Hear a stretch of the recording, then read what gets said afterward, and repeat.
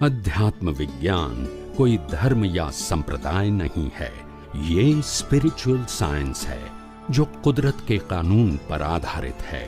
ये विज्ञान पूरे ब्रह्मांड के सभी रहस्यों को उजागर करता है और जीवन के सभी पहलुओं को समझने के लिए एक नई दृष्टि देता है। इसी को आर्ट ऑफ विजन कहते हैं, दुनिया को देखने की एक नई दृष्टि, जो अध्यात्म विज्ञानी परम पूज्य स्वामी श्री कमलेशानंद जी के निर्देशन में सनातन सत्य का अनुसंधान कर हमारे जीवन को प्रकाशित करे। जय सच्चिदानंद। જ્ઞાન એટલે ભરૂચ ખાતે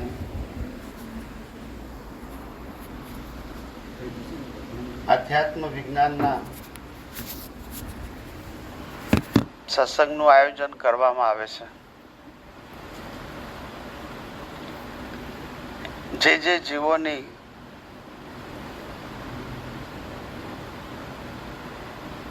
પુણ્ય અને પાત્રતા હશે એને આ વિજ્ઞાન ભેગું થશે। આપણને બધાને ખબર છે કે કૃષ્ણ ભગવાનની ગીતા સાંભળનારા પ્રત્યક્ષ કેટલા હતા એ આપણને બધાને ખબર છે કે નથી? બોલતા નથી। કેટલા હતા? બરાબર ને? તો એ ગીતા નીકળી ને? ખ્યાલ આવ્યો? કારણ કે મહાભારતમાં એ બધા નવરા જ હતા, યુદ્ધ શરૂ થયું પણ પુણ્ય નથી અને ઇન્ટરેસ્ટ પણ, હા કે ના? યુદ્ધ શરૂ થયું એટલે બધા જે હતા એ કામમાં હતા કે ફ્રી હતા? હતા, પણ પુણ્ય નહીં તે ભેગું। એવું આ વિજ્ઞાનમાં પણ સેમ એવું છે, જેની પુણ્ય હોય એને ભેગું થાય। સમજાય છે? થોડા આમ વચ્ચેથી આમાં જાઓ, એક્ઝેક્ટલી પાછળ છે ને એના કરતા હા ખુરશી રાખો ને, ખુરશીનો વાંધો નથી। આ બાજુ ખાલી ખુરશી છે ને, હા બસ આ પેલું એક્ઝેક્ટ પાછળ છે ને એટલા માટે, બસ થોડા આમ ખાલી છે ને એટલા માટે।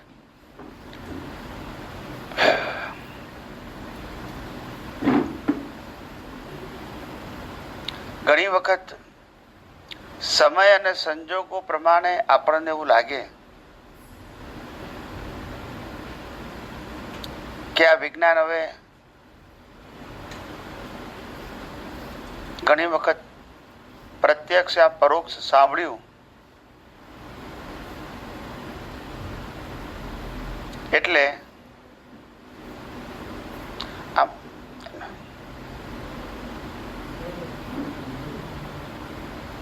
હા બસ પ્રત્યક્ષ અથવા પરોક્ષ ઓડિયો વિડીયો કે પ્રત્યક્ષ સત્સંગમાં આપણે સાંભળ્યું એટલે આ વિજ્ઞાન આપણને સમજાઈ ગયું। અને મોટા ભાગના લોકો ધર્મ ને જે રીતે બુદ્ધિથી સમજે છે એ રીતે જ વિજ્ઞાનને સમજવા લોજિકલ પ્રયત્ન કરે છે। નો ડાઉટ પ્રાઇમરી લેવલે તો લોજિકલ જ સમજાય છે, પરંતુ આ વિજ્ઞાન જેમ જેમ ઊંડા ઉતરશો, કારણ કે આ વિજ્ઞાન કેવું છે કે તમારી દ્રષ્ટિ સાયન્ટિફિક બનાવવા માટે છે, તમારી દ્રષ્ટિ સાયન્સના શબ્દોને રિપીટ કરવા માટે નથી। ખ્યાલ આવ્યો? તમે જુઓ ઘણા બધાની વાણી આત્મા ઉપર ને બીજા ઉપર આમ આંજી દે આપણને, પણ સાયન્સ ના હોય। કર્ણપ્રિય વાણી કેવી? આમ તત્વજ્ઞાનની બધી વાતો કરે, આત્માના ગુણોની વાતો કરે, અંદર શાંતિ સમાધાન સમાધિ રહે એવી વાતો કરે બધી, પણ મીઠી મધુરી વાતોમાં વિજ્ઞાન। અને માટે કીધું કે સમય વિજ્ઞાનને વિજ્ઞાન તરીકે આત્મસાત કરવા અને અનુભવવા માટે પ્રયત્ન કરો, વિજ્ઞાનને નોલેજ ના બનાવો। પ્રાઇમરી લેવલે નોલેજ છે, બરાબર છે, સમજવા માટે. પણ વિજ્ઞાન હોવાથી અનુભવ શબ્દ અંદર જોડાયો છે. શું શબ્દ જોડાયો છે? ધર્મમાં અનુભવ શબ્દની જરૂર નથી. ધર્મમાં પાપ પુણ્યની જરૂર છે, એક્સપિરિયન્સની. વિજ્ઞાન શબ્દમાં અનુભવ થવા માટે વિજ્ઞાન છે. અને એ વિજ્ઞાન અનુભવ સુધી ક્યારે પહોંચાય? તો કે આપણી દ્રષ્ટિ વિજ્ઞાનના સાયન્ટિફિક સર્કમસ્ટાન્શિયલ એવિડન્સો છે, એને વિજ્ઞાન તરીકે કઈ રીતે જોવા એના માટે જ વપરાય છે, તો કામનું છે. વારંવાર રિલેટિવ સત્યની મીઠી મધુરી વાતોથી આપણું દ્રષ્ટિ ઉતરી જાય, એ આપણને ખબર નથી પડતી કે વિજ્ઞાન સાથે આ તમારું અંતર કેટલું વધારી નાખે છે. હમણાં એક મહાત્માએ બહુ સરસ પ્રશ્ન પૂછેલો કે અમે આત્મસિદ્ધિ, શ્રીમદ રાજચંદ્રજીની આત્મસિદ્ધિ એ આખી વાંચી દીધી, મને બહુ ગમી. અને મને કે છે સંતોષ પણ થયો મને. ત્યારે મેં કીધું કે એમની વાણીમાં બળ છે, એમની વાણીમાં અનુભવ છે, એ હકીકત છે, પણ તને સાયન્ટિફિકલી શું સમજાયું? સમજાય છે? એ અનુભવી પુરુષ હતા, પણ તને સમજાયું સાયન્સ કે આ કુદરતી રચના છે, આ સંજોગો કુદરતી રચના છે, આ બધું જ કુદરતનું છે, સત્તા સંપત્તિ સંબંધ સાધન કુદરતના છે, એ સમજાયું તને? તો કે ના, મારું નથી એટલું સમજાયું. સમજાય છે? હવે સાયન્સ સમજવું અને ધર્મને સમજવું એ બંને વચ્ચે આસમાન જમીનનો ફેર છે. સાયન્સ પ્રૂવ કરી શકાય, ધર્મ પ્રૂવ ના કરી શકાય. ગમે એટલી વાતો પ્રેઝન્ટ કરો પણ સાબિત. વિજ્ઞાન ડગલે ને પગલે સાબિત થાય, કારણ કે સનાતન સિદ્ધાંત ઉપર આધારિત છે, કુદરતના કાનૂન ઉપર આધારિત છે, યુનિવર્સલ ટ્રુથ લો ઉપર આધારિત છે. એમાં ઇન્ડિવિડ્યુઅલ વ્યૂ પોઈન્ટ કામ લાગતા નથી ઇન સાયન્સ. જ્યારે ધર્મમાં તો શું છે? દરેકની માન્યતા. હવે ટેલી કેવી રીતે થશે?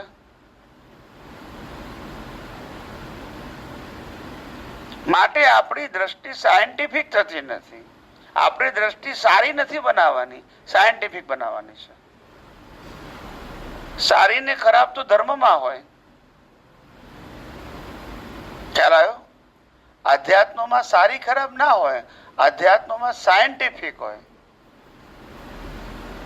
અને એ વાત જ્યારે નથી સમજાતી ત્યારે સમજાતી નથી, એટલે એ વાત જ્યારે આપણે સાયન્ટિફિકલી અનુભવમાં નથી આવતી ત્યારે આપણને ખ્યાલ આવે છે કે આ લોકો સમજ્યા છે ખરા, પણ અનુભવ સુધી પહોંચવા નથી માંગતા, અથવા તો એની તૈયારી નથી. જ્ઞાની પુરુષો કહેતા હતા કે જેની દ્રષ્ટિ સાયન્ટિફિક હોય એને સાયન્સ દેખાવવું જોઈએ. સાયન્સ એ શબ્દ નથી, સાયન્સ એ સાયન્ટિફિક વિઝન છે, જે પ્રોસેસ રૂપે દેખાય. જેમ H2O થી પાણી થાય તો એ પાણી થાય એની પ્રક્રિયામાં H2O છે એને રિયલાઇઝ થાય. એ શબ્દ નથી, એ પ્રોસેસને એને શબ્દો દ્વારા પ્રેઝન્ટ કરી છે. બટ ફર્સ્ટ દે રિયલાઇઝ, અને ત્યાર પછી દુનિયાની કોઈ પણ વ્યક્તિ H2O થી પાણી બનાવી શકે. It's science. સમજાય છે? એવી રીતે આ આધ્યાત્મ વિજ્ઞાન એ ટોટલી લો ઓફ નેચર ઉપર આધારિત છે, કુદરતના કાનૂન ઉપર આધારિત છે. અને એ બધું સિદ્ધ થાય છે. શું થાય છે?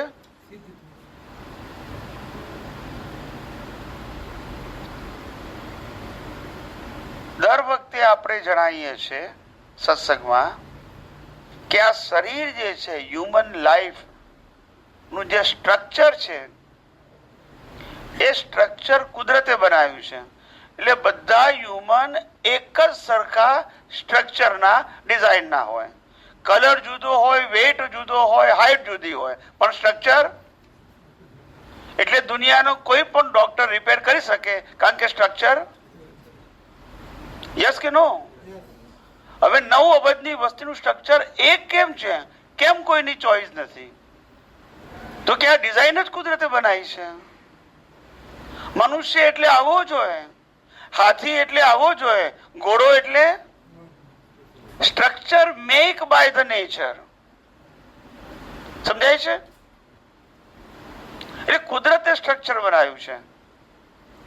હવે આ ફિઝિકલ બોડી જે પંચ મહાભૂતની બની છે, પૃથ્વી, જળ, વાયુ, અગ્નિ ને આકાશ, એ પંચ મહાભૂત પણ કુદરતના છે. યસ કે નો? આ ડિઝાઇન એ કુદરતની, પંચ મહાભૂત પણ. હવે ડિઝાઇન એ શરીર બે કુદરતનું છે, તો એને જીવતું રાખવાની જવાબદારી પણ કોની છે?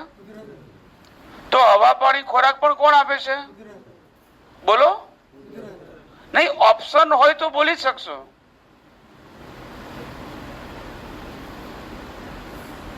હવે હવા, પાણી, ખોરાક શરીર લે છે, એને પચાવીને લોહી કોણ બનાવે? આખા બોડીમાં 24 અવર્સ સપ્લાય કોણ કરે? છેલ્લે શ્વાસ બંધ કોણ કરે? અને છેલ્લે આ પંચ મહાભૂત ક્યાં પડી જાય? વિચાર કરો. આમાં બિલીફ ને સ્થાન છે કોઈ? This is only spiritual science on a base of universal truth nature. આમાં તમારો ધર્મ, સંપ્રદાય, ગુરુ, ભગવાન, ક્રિયા કોઈ જગ્યા વચ્ચે આવે છે? આ જ સનાતન સત્ય છે. આ કોઈ વ્યક્તિનું સત્ય, આ તો હતું છે. અને આ સત્યને કોઈ બનાવી ના શકે, અનુભવી શકાય, બનાવી ના શકાય. હવે વિચાર કરો કે જો શરીર કુદરતનું હોય તો સત્તા, સંપત્તિ, સંબંધ, સાધન કોના હોય? બોલો.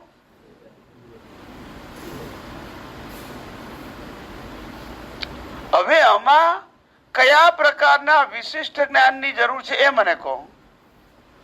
આ સમજવા માટે કયા જ્ઞાનની જરૂર છે? ચોપડીઓની જરૂર છે? ક્રિયાની જરૂર છે? ભગવાનને ગુરુની જરૂર છે? આપણી બુદ્ધિથી સમજી શકાય છે ને, વિધાઉટ આર્ગ્યુમેન્ટ. બધાના ધર્મ અલગ અલગ હોય તો આ વિજ્ઞાન સમજવામાં વાંધો, કારણ કે યુનિવર્સલ છે ને. આ કોઈનો વ્યૂ પોઈન્ટ. આટલી સિમ્પલ વાતને સમજવા માટે માણસ લાખો અવતાર ખર્ચી નાખે છે. કારણ કે આ સાયન્ટિફિક વિઝન નોર્મલી અવેલેબલ. તમે હજારો પુસ્તક વાંચી નાખો, હજારો વ્યક્તિઓના યુટ્યુબમાં વિડીયો જોઈ નાખો, કોઈ આ વાત કરશે? દરેક વ્યક્તિ પોતાના સંપ્રદાયની વાતો કરશે. આમ કરો ને, આને માનો ને, આવું કરો ને, આમ કરવા તમને પુણ્ય થશે, લાભ થશે. આની આ જ વાતો બધા જ સંપ્રદાયમાં હોય. એ કુંડાળામાંથી કોઈ બહાર નીકળવા દે?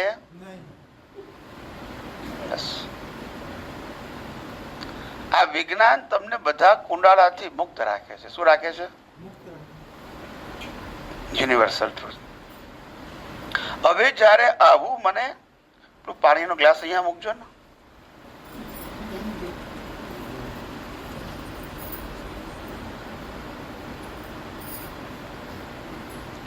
એને અહીંયા મૂકજો.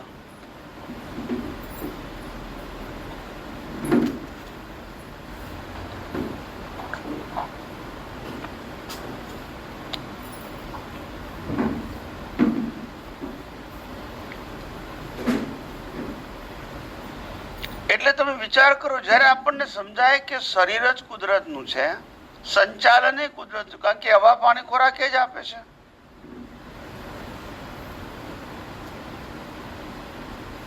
સત્તા સંપત્તિ સંબંધ સાધન એના જ છે. જે ભોગવે છે એ શરીર પણ કોનું છે? યસ કે નો?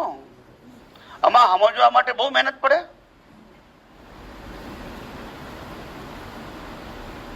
વિચાર કરો. હવે આટલું સમજો તો મારે ત્યાગ કરવાનું છે, ગ્રહણ કરવાનું છે, શબ્દ આવે? જે વસ્તુ આપે છે એ કુદરત આપે છે શરીરને, ને લઈ લે છે પણ એમાં ત્યાગ ગ્રહણ ઓપ્શન ક્યાં છે? બોલતા નથી. છે શું તે તમે ત્યાગ કરવાના છો? છે કશું? અને કુદરત તમારી પાસે રહેવા દેવાની છે? તો પછી ગ્રહણ ત્યાગ રહ્યું ક્યાં?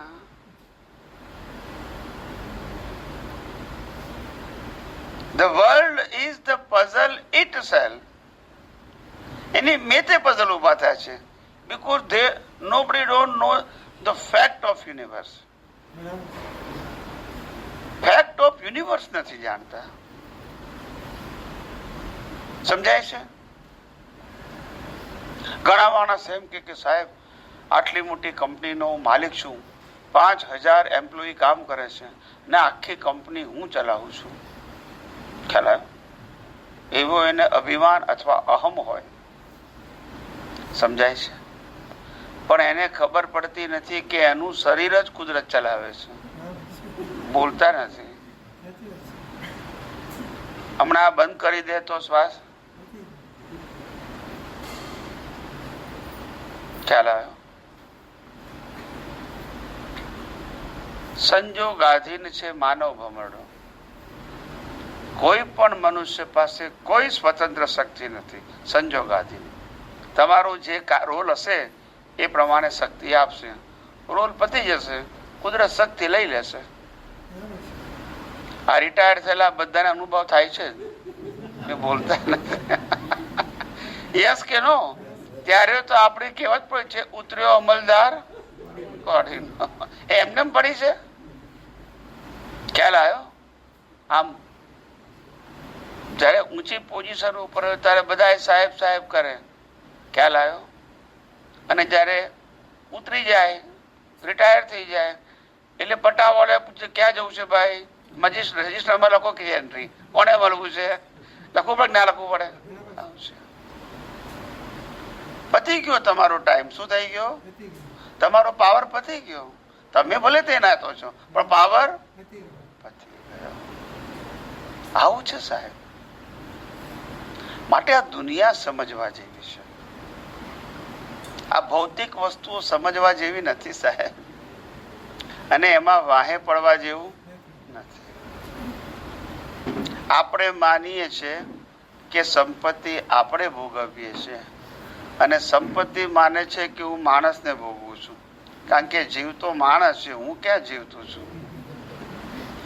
યસ કે નો?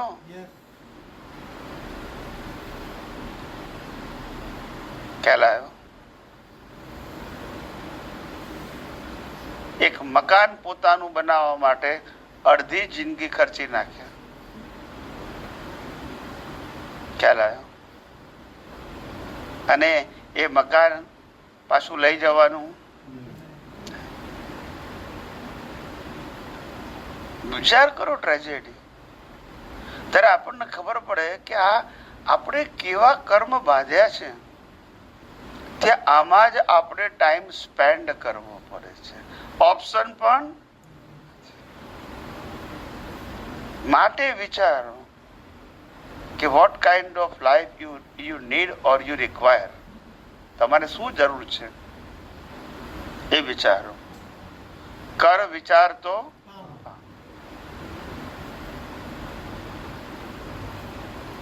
બોજો લઈને ફરે છે. શું ફરે છે? કોઈનું કશું ચાલે. કર્મ સત્તા આગળ કોઈનું ના ચાલે. રામ જેવા રામને પણ વનવાસ યસ કે નો? ગુનો છે કે નહીં એ જોવાનું પતી ગયું.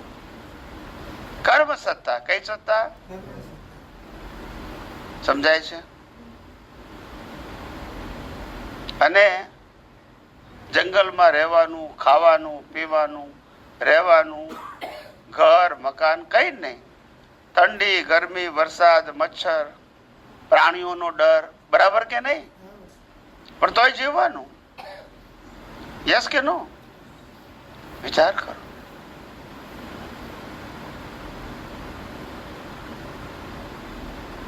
અને સીતા માતાના કહેવાથી રામ હરણ લેવા ગયા ને અહીંયા સીતાનું હરણ થઈ ગયું. બોલતા નથી. યસ કે નો? કર્મ સત્તા. કઈ સત્તા? રામ ગમે એટલા પાવરફુલ હોય પણ રાવણ એમનું ના મારે. યુદ્ધ નક્કી જ. શું કીધું? કૃષ્ણ ભગવાન ગમે એટલા પાવરફુલ હોય પણ દુર્યોધન. કર્મ સત્તા. વિચાર કરો. જે જન્મ્યા ત્યારે જેના મા બાપ જ જેલમાં. બોલતા નથી. આપણે તો મોટા થયા પછી જેલમાં જાય તો ખરાબ કહીએ. આ તો જેલમાં જ હતા. બોલતા નથી. અને જન્મ ક્યાં થયો? વિચાર કરો કેવી સ્થિતિ. પોતાની બધી જ બહેનોને મારી નાખી. યસ કે નો? કેવી ટ્રેજેડી. Before they Born. વિચાર કરો. પારકા માતા પિતાને ઘેર રહેવું. કેવા કર્મ. જય સચિદાનંદ. આ જયારે તમે વિચારો ત્યારે ખ્યાલ આવે.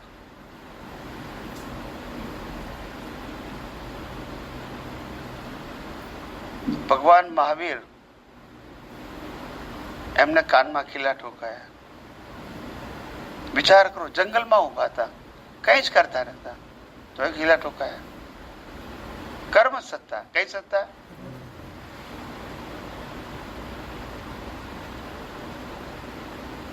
ભગવાન રામ 14 વર્ષ વનવાસ રહ્યા. કેટલા? પાંડવો 12 વર્ષ વનવાસ રહ્યા. અને મહાવીર 42 વર્ષ. કેટલા? વિચાર કરો. છતાંય કોઈએ ફરિયાદ કરી ને આપણને એક દિવસ કાઢી મૂકે તો શું થાય?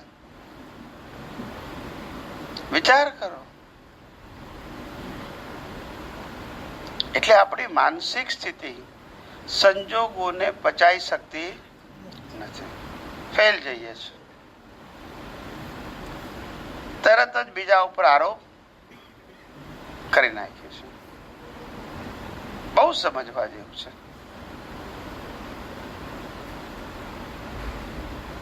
અને એ રીતે અનાદિકાળથી આપણને ખબર છે કે આ દુનિયામાં જન્મ, જીવન અને મૃત્યુ બધાનું જ નક્કી છે. અને જન્મે ત્યારે કશું લાવવાનું નથી અને મરી જાય ત્યારે કશું લઈ જવાનું નથી. જન્મતાની સાથે એની પાસે કોઈ ચોઈસ નથી. મા બાપ કયા મળશે તે ખબર નથી. ભાઈ બહેન કોણ મળશે તે ખબર નથી. ધર્મ અને ઘર કેવું મળશે તે ખબર નથી. ગામ અને પડોશી કેવા મળશે બિલકુલ ખબર નથી. કાકા, મામા, ફઈબા કેવા મળશે બિલકુલ ખબર નથી. અરે પોતાનું નામ કેવું પાડશે એ ખબર નથી. બોલતા નથી. અને પાછો કે છે મારી પાસે ફ્રીડમ છે. નહીં બોલો રે. ફ્રીડમ ક્યાં છે?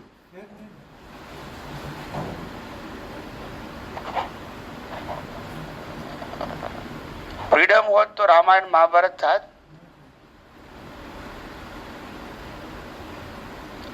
કર્મ સત્તાને આધીન છે. કેવા છીએ? અને જેમ જેમ આ વિજ્ઞાન સમજાતું જશે એમ તમને ખબર પડતી જશે કે આ જીવન એ ફક્ત કર્મ ભોગવવા માટે છે, કશું મેળવવાનું કે ગુમાવવાનું નથી. પણ એ ભોગવતી વખતે સાર કાઢવાનો છે કે આમાંનું કશું મારું નથી, માટે મોહ કરવા જેવો નથી, રાગદ્વેષ કરવા જેવો નથી, માલિકી ભાવ કરવા જેવો નથી, કર્તા ભાવ કરવા જેવો નથી, ભોગતા ભાવ કરવા જેવો નથી, દેહાધ્યાસ કરવા જેવો કશું જ નથી. આપણું એક દિવસ તો સમજવું પડશે ને.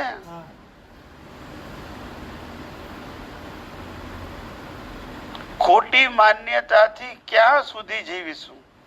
Wrong belief.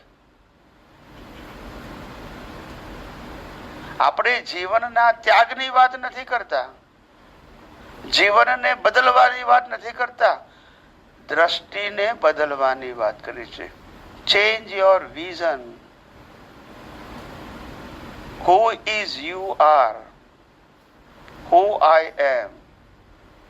હું કોણ છું? અને આ બધું કોનું છે? જેને મારું મારું કરું છું એ મારું છે?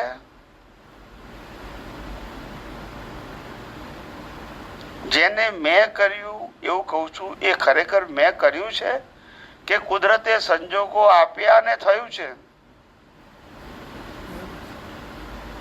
વિચાર કરો.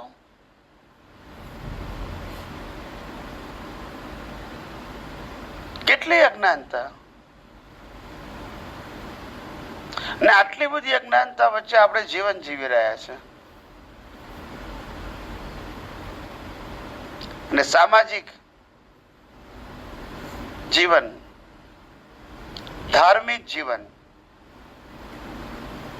એનો પાછો બોજો લઈને જીવીએ છે. શું કહીએ છે? મારે આમ કરવાનું, આમ નહીં કરવાનું, આમ કરવાનું, બોજો લઈને. હવે આપણા હાથમાં છે ખરું કશું?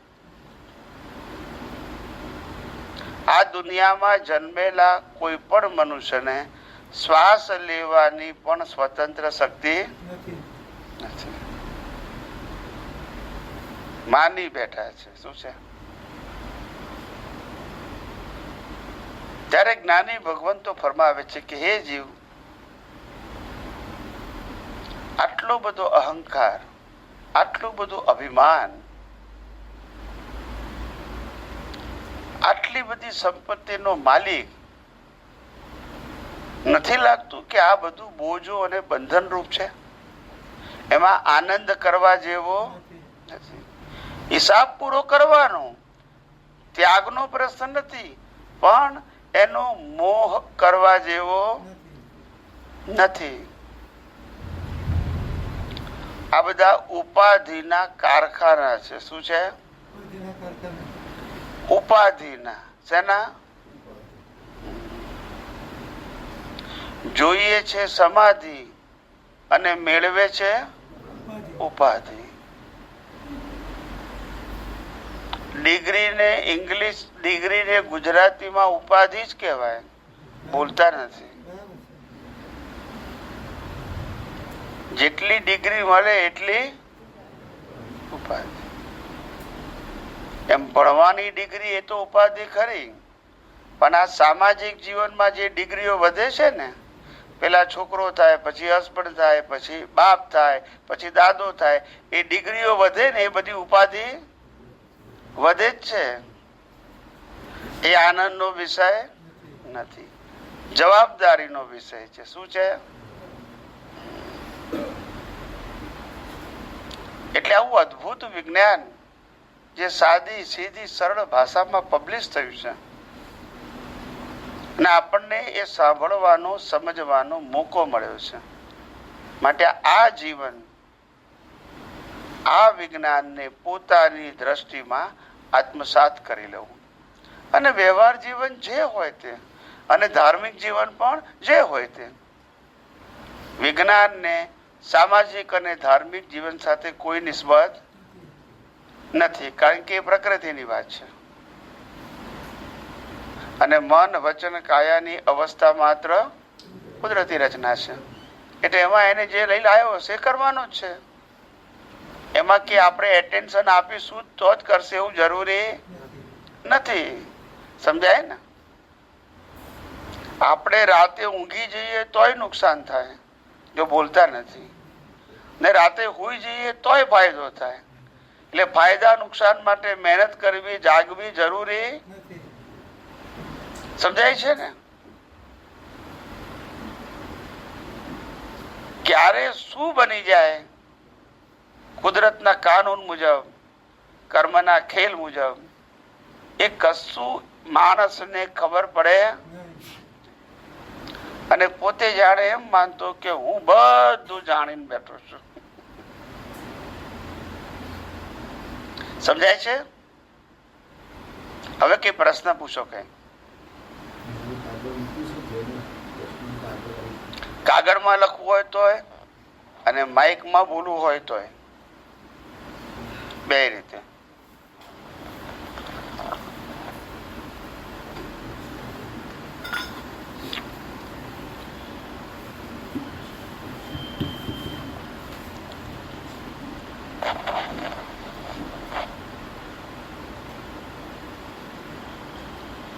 સ્વામીજી જય સચ્ચિદાનંદ. જય સચ્ચિદાનંદ. કોટી કોટી વંદન. આપણે જે હમણાં વાત કરી, ધર્મની પણ વાત કરી અને અધ્યાત્મ જે વિજ્ઞાન જે આપણે તમે સમજાયું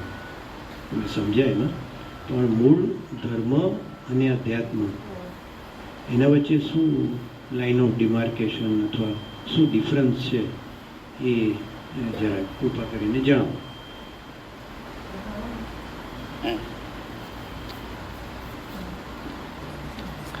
આગળ ખુરશી મૂકી છે ને એટલા માટે મૂકી. કોઈને પ્રશ્ન પૂછવો તો આગળ આવજો, કારણ કે માઇક એટલું જ ખેંચાયું છે. That is the reason. અને એક ખુરશી લેડીઝ બાજુ મૂકી દેજો, અહીંયા આગળ.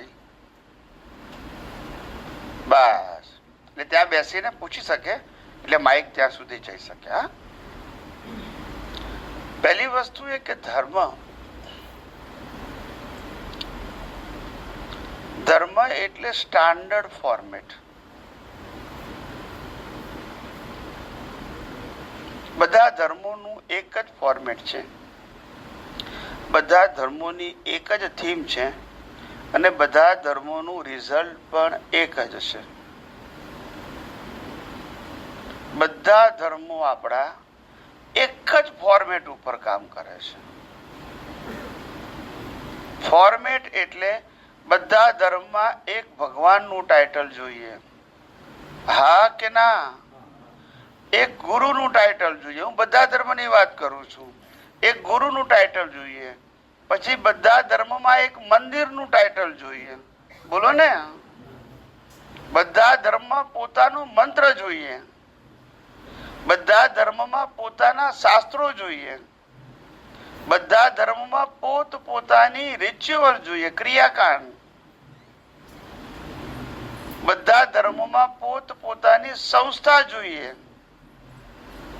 બધા ધર્મોમાં વર્તમાન ગુરુ શિષ્ય જોઈએ. અને બધા ધર્મોમાં પ્રોસેશન વરઘોડા જોઈએ. આ 9 વસ્તુને હું ફોર્મેટ કહું છું, અને દુનિયાના લોકો એને ધર્મ કહે છે. સમજી ગયા કે નહીં? બોલતા નથી. એક જ ફોર્મેટ ઉપર કામ કરે. સમજી ગયા? અને આ ફોર્મેટની થીમ બધા ધર્મની એક જ છે. પુણ્ય કરો, પાપ ન કરો, અને પાપ થાય તો પ્રાયશ્ચિત કરો. ફોર્મેટ પણ એક અને થીમ પણ. અને થીમનું રિઝલ્ટ પણ એક. 4 ગતિ: મનુષ્ય ગતિ, પશુ યોનિ, નર ગતિ અને ફોર્મેટ એક, થીમ પણ એક, અને રિઝલ્ટ પણ.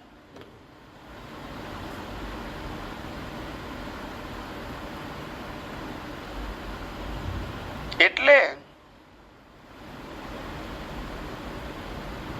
જ્યારે ધર્મની વાત આવે ત્યારે મતભેદ વગર ધર્મ ના હોય, ડિફરન્સીસ હોય જ. કોઈ પણ ધર્મ યુનિવર્સલ ટ્રુથ ના હોય, પણ રિલેટિવ ટ્રુથ હોય. સાંપ્રદાયિક સત્ય, સનાતન સત્ય. એક સંપ્રદાય વાળો બીજા સંપ્રદાયને સ્વીકાર,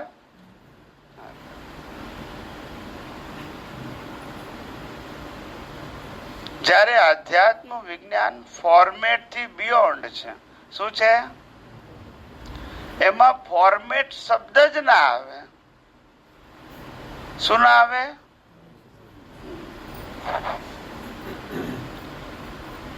ધર્મ એટલે જ કરવાનું. શું કીધું? ગમે તે ધર્મ હોય, પણ સેન્ટર પોઈન્ટ શું હોય? તમારે આમ. જ્યારે વિજ્ઞાન જે છે, આધ્યાત્મ વિજ્ઞાન, એ કુદરતના કાનૂન ઉપર આધારિત છે. કોના કાનૂન ઉપર? સમજાય છે? કુદરતના કાનૂન ઉપર આધારિત છે. અને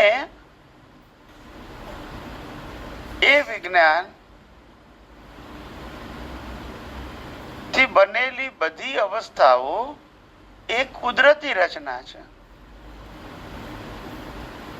એટલે આખું વિજ્ઞાન કુદરત એટલે 6 સનાતન તત્વો, કુદરતનો કાનૂન એટલે લો ઓફ નેચર, અને એનાથી બનેલી બધી જ અવસ્થાઓ જે આપણે 5 ઇન્દ્રિયોથી અનુભવીએ છીએ એ બધી કુદરતી રચના છે. એનાથી આત્મા કેવો છે? જુદો.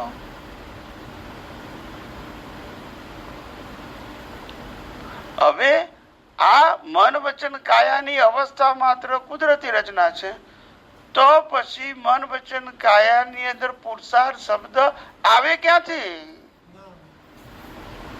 બોલતા નથી. જ્યારે રચના જ કુદરતની છે, તો પછી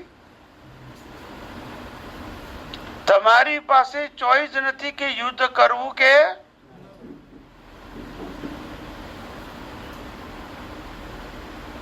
સમજાય છે? તમે જન્મો ત્યારે તમારે કયો ધર્મ પાળવાનો ચોઈસ નથી. બોલતા નથી. હા કે ના? જે કુળમાં જન્મ્યા એ તમારો ચોઈસ. સમજાય છે? જ્યારે વિજ્ઞાન એ સનાતન સત્ય અને સનાતન સિદ્ધાંતો ઉપર આધારિત છે, અને એ સિદ્ધાંતો જીવ માત્રને માને કે ધર્મ તો ના માનો તો તમારે લેવા દેવા, પણ વિજ્ઞાન તો ના માનો તોય નો ઓપ્શન. કારણ કે પંચ મહાભૂતનું શરીર કુદરતનું છે, હવા પાણી ખોરાક પણ. હવે તમે કહું નથી માનતું તો એના વગર ચાલવાનું ઓપ્શન છે? વિજ્ઞાન, આધ્યાત્મ વિજ્ઞાન એ શરીર અને આત્મા બેયને છૂટા રાખવાનો પ્રયોગ છે. છૂટા તો છે જ, પણ છૂટા રાખવા અથવા તો છૂટા અનુભવવા એનો પ્રયોગ છે. એકનો અંત આવવાનો છે, બીજાનો અંત. આ બે છૂટું છે, તમે અનુભવ કરો. જેનો અંત આવવાનો છે એ તમે, અને તમારો અંત, જેનો અંત આવવાનો છે એનો કંટ્રોલ તમારી પાસે, અને તમારો કંટ્રોલ બીજા કોઈની પાસે. આ બંને કેવા છે? પણ સામીપ્ય ભાવથી ભેગા થઈ ગયા. સમજાય છે?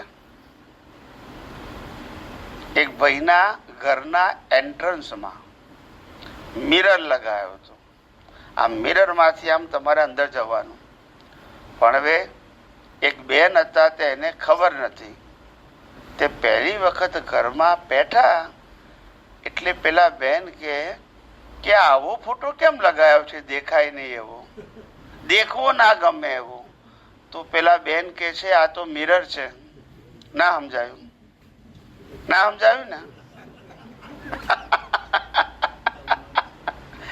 આવું છે, પોતાનું જ પોતાને ના ગમે. સમજાય છે? એટલે ધર્મ ને આધ્યાત્મ જુદી વસ્તુ છે. આધ્યાત્મ એ સનાતન સિદ્ધાંતો ઉપર આધારિત છે, કુદરતના કાનૂન ઉપર આધારિત છે, કે જે જીવ માત્રને માને કે ન માને તોય લાગુ પડે છે. આધ્યાત્મ વિજ્ઞાન દેહ અને આત્માને છૂટા અનુભવવાનો માર્ગ છે. આધ્યાત્મ વિજ્ઞાન જન્મ મરણથી મુક્ત થવાનો માર્ગ છે. ધર્મ એ પુણ્ય કરો, પાપ ન કરો અને પ્રાયશ્ચિત કરો એનો માર્ગ છે. ધર્મ મન વચન કાયાથી પાળવાનો માર્ગ છે. વિજ્ઞાન દ્રષ્ટિથી ઉપયોગ કરવાનો માર્ગ છે, ક્રિયાનો માર્ગ. આ બધું ધીમે ધીમે સમજાશે. કેવું સમજાશે? ધીમે ધીમે. આ પંખો બંધ કરવાનું કીધું? ઓકે, કઈ વાંધો નહીં. આ કરવો તો કરજો. બંધ. હા, અવાજ ઓછો આવે ને એટલા માટે બંધ કરતો. હા, જોઈએ છે ના? એસી ચાલુ છે ને? હા, તો પછી અમે બધા હવે ઠરી જ ગયા છે. શરૂઆતમાં જરા લાગે ગરમી.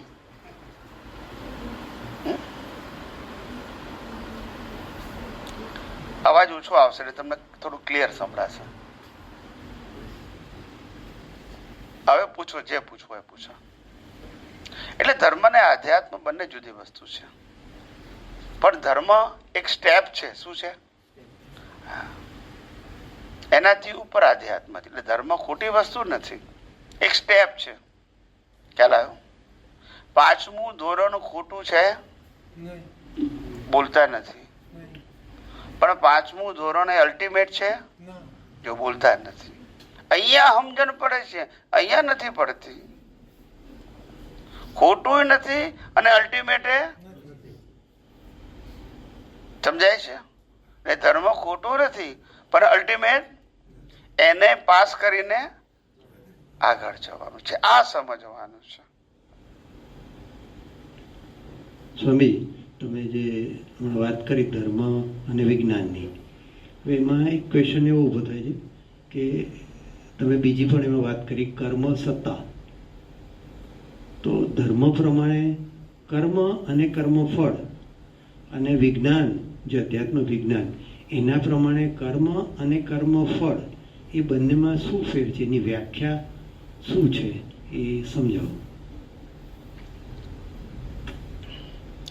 ધર્મમાં તમે જે પુણ્ય બાંધશો એનું કુદરત તમને ફળ આપશે, અને પાપ બાંધશો એનું ફળ આપશે. વિજ્ઞાનમાં જેટલો વિજ્ઞાનનો ઉપયોગ કરશો એટલો અજ્ઞાનનો નાશ થશે. શું થશે? રોંગ બિલીફ ડિસ્ટ્રોય થશે. આત્મા અને દેહના છૂટાપણાની અનુભૂતિ થશે. સેપરેશન ઓફ રિલેટિવ ટ્રુથ આ રિયલાઇઝ થશે.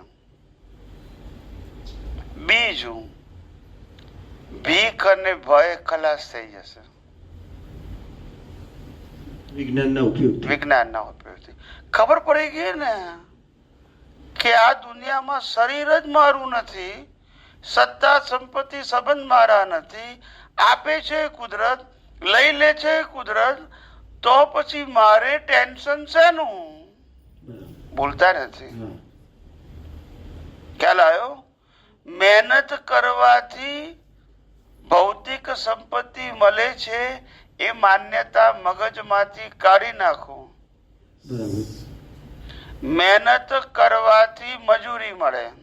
શું મળે? મજૂરી. અને ડિગ્રી મેળવવાથી સેલરી મળે. યસ. શું મળે?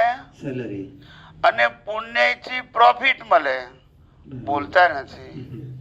શેઠ અંગૂઠો છાપ હોય તોય પૈસા કમાય. બરાબર. અને મુનિ હોશિયાર હોય અને લેબર તો મજૂરી જ કરતો હોય. જો બોલતા નથી. બરાબર. સમજાય છે? એટલે આ કર્મના ખેલ છે. અને આપણે બધા ભ્રાંતિથી જીવીએ છીએ. કેવા? ઘણા માણસ એવું કે છે કે સ્વામીજી અમે તો સુખ માટે જીવીએ છીએ. બરાબર. મેં કીધું આ જગતમાં સુખ જેવી કોઈ વસ્તુ છે તો દાખલો આપ. બોલતા નથી. બરાબર. તો મને કે છે લક્ષ્મીમાં તો બધા સુખ માને જ છે. તો મેં કીધું એ જ લક્ષ્મીથી મારામારી થાય છે. બોલતા નથી. એ જ લક્ષ્મી માટે હરીફાઈ થાય છે. એ જ લક્ષ્મી માટે કપટ, ઈર્ષ્યા, વેરઝેર થાય છે. તો શું ક્યાં? તો સુખ આપવાનો સ્વભાવ ક્યાં ગયો એનો? બોલતા નથી. બોલો. લક્ષ્મી એ વ્યવહાર જીવન જીવવાનું વિનિમયનું સાધન છે. એને આપણે સ્વીકાર કરીએ છીએ. પણ લક્ષ્મી સુખનું સાધન છે એ સ્વીકાર કરતા નથી. જીવન જીવવાની જરૂરિયાત. શું કીધું? જરૂરિયાત માટે છે. હા, જીવન જીવવાની જરૂરિયાત. સમજાય છે? સમજાય. બરાબર. હા. એટલે અનાદિકાળથી આપણે આ જ રીતે ચાલીએ છીએ. બરાબર. આપણને સાચી વાત એક તો ખબર નથી અને ખબર પાડે તો પછતી પણ નથી. બોલતા નથી. પછતી નથી. ક્યાં લાયો? આટલી બધી મહેનત કરીને મેં બંગલો બનાવ્યો ને કોઈ એમ કે આ બંગલો તમારો નથી તો કેવું લાગે આપણને? આપઘાત લાગે કે નહીં? પછી આપણે કે ચલો તમારો છે એવું માની લઈએ આપણે. તો તમે લઈ જવાના? તો કે લઈ જવાના તો નહીં. તો છેલ્લે પાછું સ્વીકાર તો કરવો પડે. તો આજે સમજીને સ્વીકાર કરવામાં વાંધો શું છે? બરાબર. કે આ બંગલો મારો નથી, હિસાબ હશે ત્યારે હું રહીશ, નહીં તો બીજો રહેશે. બોલતા નથી. યસ કે નો? યસ. વાસ્તવિકતાને સ્વીકાર કરતા શીખો ને. અહંકાર, અજ્ઞાન ક્યાં સુધી હાંચવી રાખશો? બરાબર. અને શેના માટે?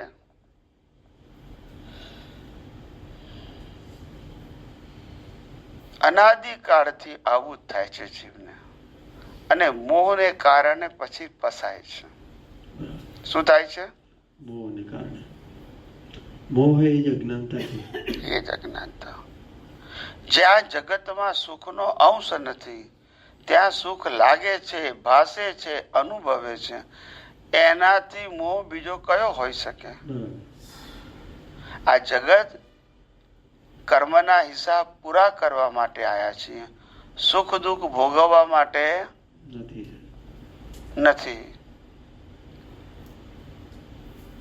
હમણાં હસતા હોય, કલાકમાં રડતા થઈ જાય. બોલતા નથી. યસ કે નો? સ્વામીજી, પણ એમાં આપણે બેઝિક જે ડેફિનેશનની વાત થઈ કે કર્મ અને કર્મફળ વચ્ચે શું ફેર છે એ જરા વ્યાખ્યા એની શોર્ટમાં જોઈએ. કર્મ ને કર્મફળ જુદી વસ્તુ છે. કર્મ એ ઇનવિઝિબલ છે, નોન ફિઝિકલ છે. અને કર્મફળ વિઝિબલ અને ફિઝિબલ છે. આ લાઈન ઓફ કર્મ ક્યારે ના જોઈ શકાય? કર્મ એટલે બીજ, કર્મ ફળ એટલે રિઝલ્ટ. સમજાય છે? ધરતીમાં નાખ્યું હોય 5 ફૂટ 2 ફૂટ ઊંડે બીજ અને પછી માટી ઢાંકી દો એટલે બીજ દેખાય નહીં. પણ પછી એમાંથી ઝાડ ઉગે, ડાળીઓ, પાંદડા, ફળ, ફૂલ એ બધું દેખાય. પણ એ કોણે બનાવ્યું? કુદરતે. કુદરતે. તો આપણે કર્મના બીજ દેખાતા નથી. પણ આ ફળ બધાને દેખાય છે, કારણ કે કોણે બનાવ્યું? કુદરતે. કુદરતે. સમજાય છે? બરાબર. વિઝિબલ અને ફિઝિબલ છે બધું કુદરતનું છે. અને તમે જે બીજ નાખ્યા છે કર્મના, અજ્ઞાનતાથી, પાપ અને પુણ્યના, રાગ અને દ્વેષના, એ બધા બીજ દેખાતા નથી. પણ બીજના ફળ દેખાય. દેખાય છે. ફળ ફરજિયાત છે. શું છે? ફળ ફરજિયાત છે. બીજ ફરજિયાત નથી. પણ એકવાર બીજ નાખી દીધા તો પછી ફળ આવવાનું છે. પછી ઓપ્શન નથી. નથી. પણ આને કર્મ અને કર્મફળ, જે કર્મ આપણે કીધું કે રાગ દ્વેષ અંદર થાય છે, જે દેખાતા નથી, તો રાગ દ્વેષનું જે ફળ થાય છે એ તો અત્યારે ભોગવતા હોય એવું લાગે છે. આપણે એમ કહીએ જે કર્મ અને કર્મફળ વચ્ચે તો મિનિમમ 1 અવતારનું જે ડિસ્ટન્સ હોય છે. તો રાગ ને દ્વેષ તો અંદર થાય છે, એનો તો અનુભવ થાય છે, તો એ તો ત્યારે ને ત્યારે એનું ફળ આવી ગયું ને. હા, અત્યારે જે રાગ દ્વેષ થાય છે એ પોતે જ ફળ છે. એક સ્ટેજનું ફળ માનસિક, બીજા સ્ટેજનું ફળ વાણી અને ત્રીજા સ્ટેજનું ફળ એક્શન. આ ત્રણે correlated part of your previous birth exam. So મન, વચન, કાયા અને તેની અવસ્થા માત્ર કુદરતી રચના. કુદરતી રચના છે. એટલે રાગ દ્વેષ છે તો કર્મ ફળ છે, તો ત્યારે જે ઊભું થાય છે કર્મ, એની સાથે રાગ અને દ્વેષ જે દ્રષ્ટિ રૂપે છે એ કર્મ, અને જે થોટ, સ્પીચ અને એક્શન રૂપે છે એ કર્મ. ફળ ફળ. ફળમાં ચોઈસ ના હોય, બીજમાં ચોઈસ છે. છે. સમજાય છે? હમ. બીજ બદલી પણ શકાય જીવતા છો ત્યાં સુધી, ફળ બદલી ના શકાય. ના શકાય. એટલે એ ટાઈમે એ જે ફળ છે, રાગ દ્વેષ થાય છે, એ રાગ દ્વેષને કર્મ ફળ તરીકે જોવાના છે, એ પુરુષાર્થ છે. હા, કર્મ ફળ તરીકે એટલે કુદરતી રચના. એ મારું- રચના જ કુદરતની છે. મારું નથી. મારું નથી એ ભલે વ્યવહારથી બોલો, હમ. પણ જેમ જેમ તમને વિજ્ઞાન સમજાશે ને એમ કુદરતનું છે એવું જ લાગશે. પછી મારું નથી એવું બોલવાની જરૂર નથી. એટલે અનુભવ આ તો થાય. અત્યારે આપણને બાધા ભારે સમજણ છે એટલે આવું આપણે ગોઠવવું પડે છે. ગોઠવવું પડે છે. જેમ જેમ ખ્યાલ આવશે કે આ શરીર જ કુદરતનું છે, હમ. શરીરને કર્મ ભોગવવાના સંજોગો પણ કુદરત આપે છે. કુદરત આપે છે, શક્તિ પણ કુદરતી છે. બોલો. એટલે ત્યારે એ આપણે નરક ગતિના કર્મ બાંધીએ હમ. તો નરક ગતિનું બોડી કોણ આપે? કુદરત. સંજોગ કોણ આપે? કુદરત. એ કર્મ ભોગવાની શક્તિ કોણ આપે? કુદરત. તો પછી અહીંયા કોણ આપે છે? હમ. જે ત્યાં આપે છે એ જ અહીંયા આપે છે ને, બરાબર. કે જુદું છે? સિદ્ધાંત તો એક જ છે. જય સચિદાનંદ. ખ્યાલ નથી આવતો માણસને. જય સચિદાનંદ સ્વામી. જય સચ્ચિદાનંદ. સ્વામીજી, આ જે પરિણામ વાળો જે ભાગ છે, મન વચન કાયાની અવસ્થા, તો એમાં જે 4% આત્મા તન્મયાકાર થઈ જાય છે, તે વખતે આપણે પેલું ઉપયોગ ચૂકી ગયા, કુદરતી રચના જોવાનું ચૂકી ગયા. બરાબર. પછી તો એ આપણે પાછળથી ફેરવતા હોય, જ્યારે પાછળથી ખ્યાલ આવે કે આ કુદરતી રચના હતી અને આપણે કુદરતી રચના જોવાનું ચૂકી ગયા, તો ચૂકી ગયા. આપણે પેલું એક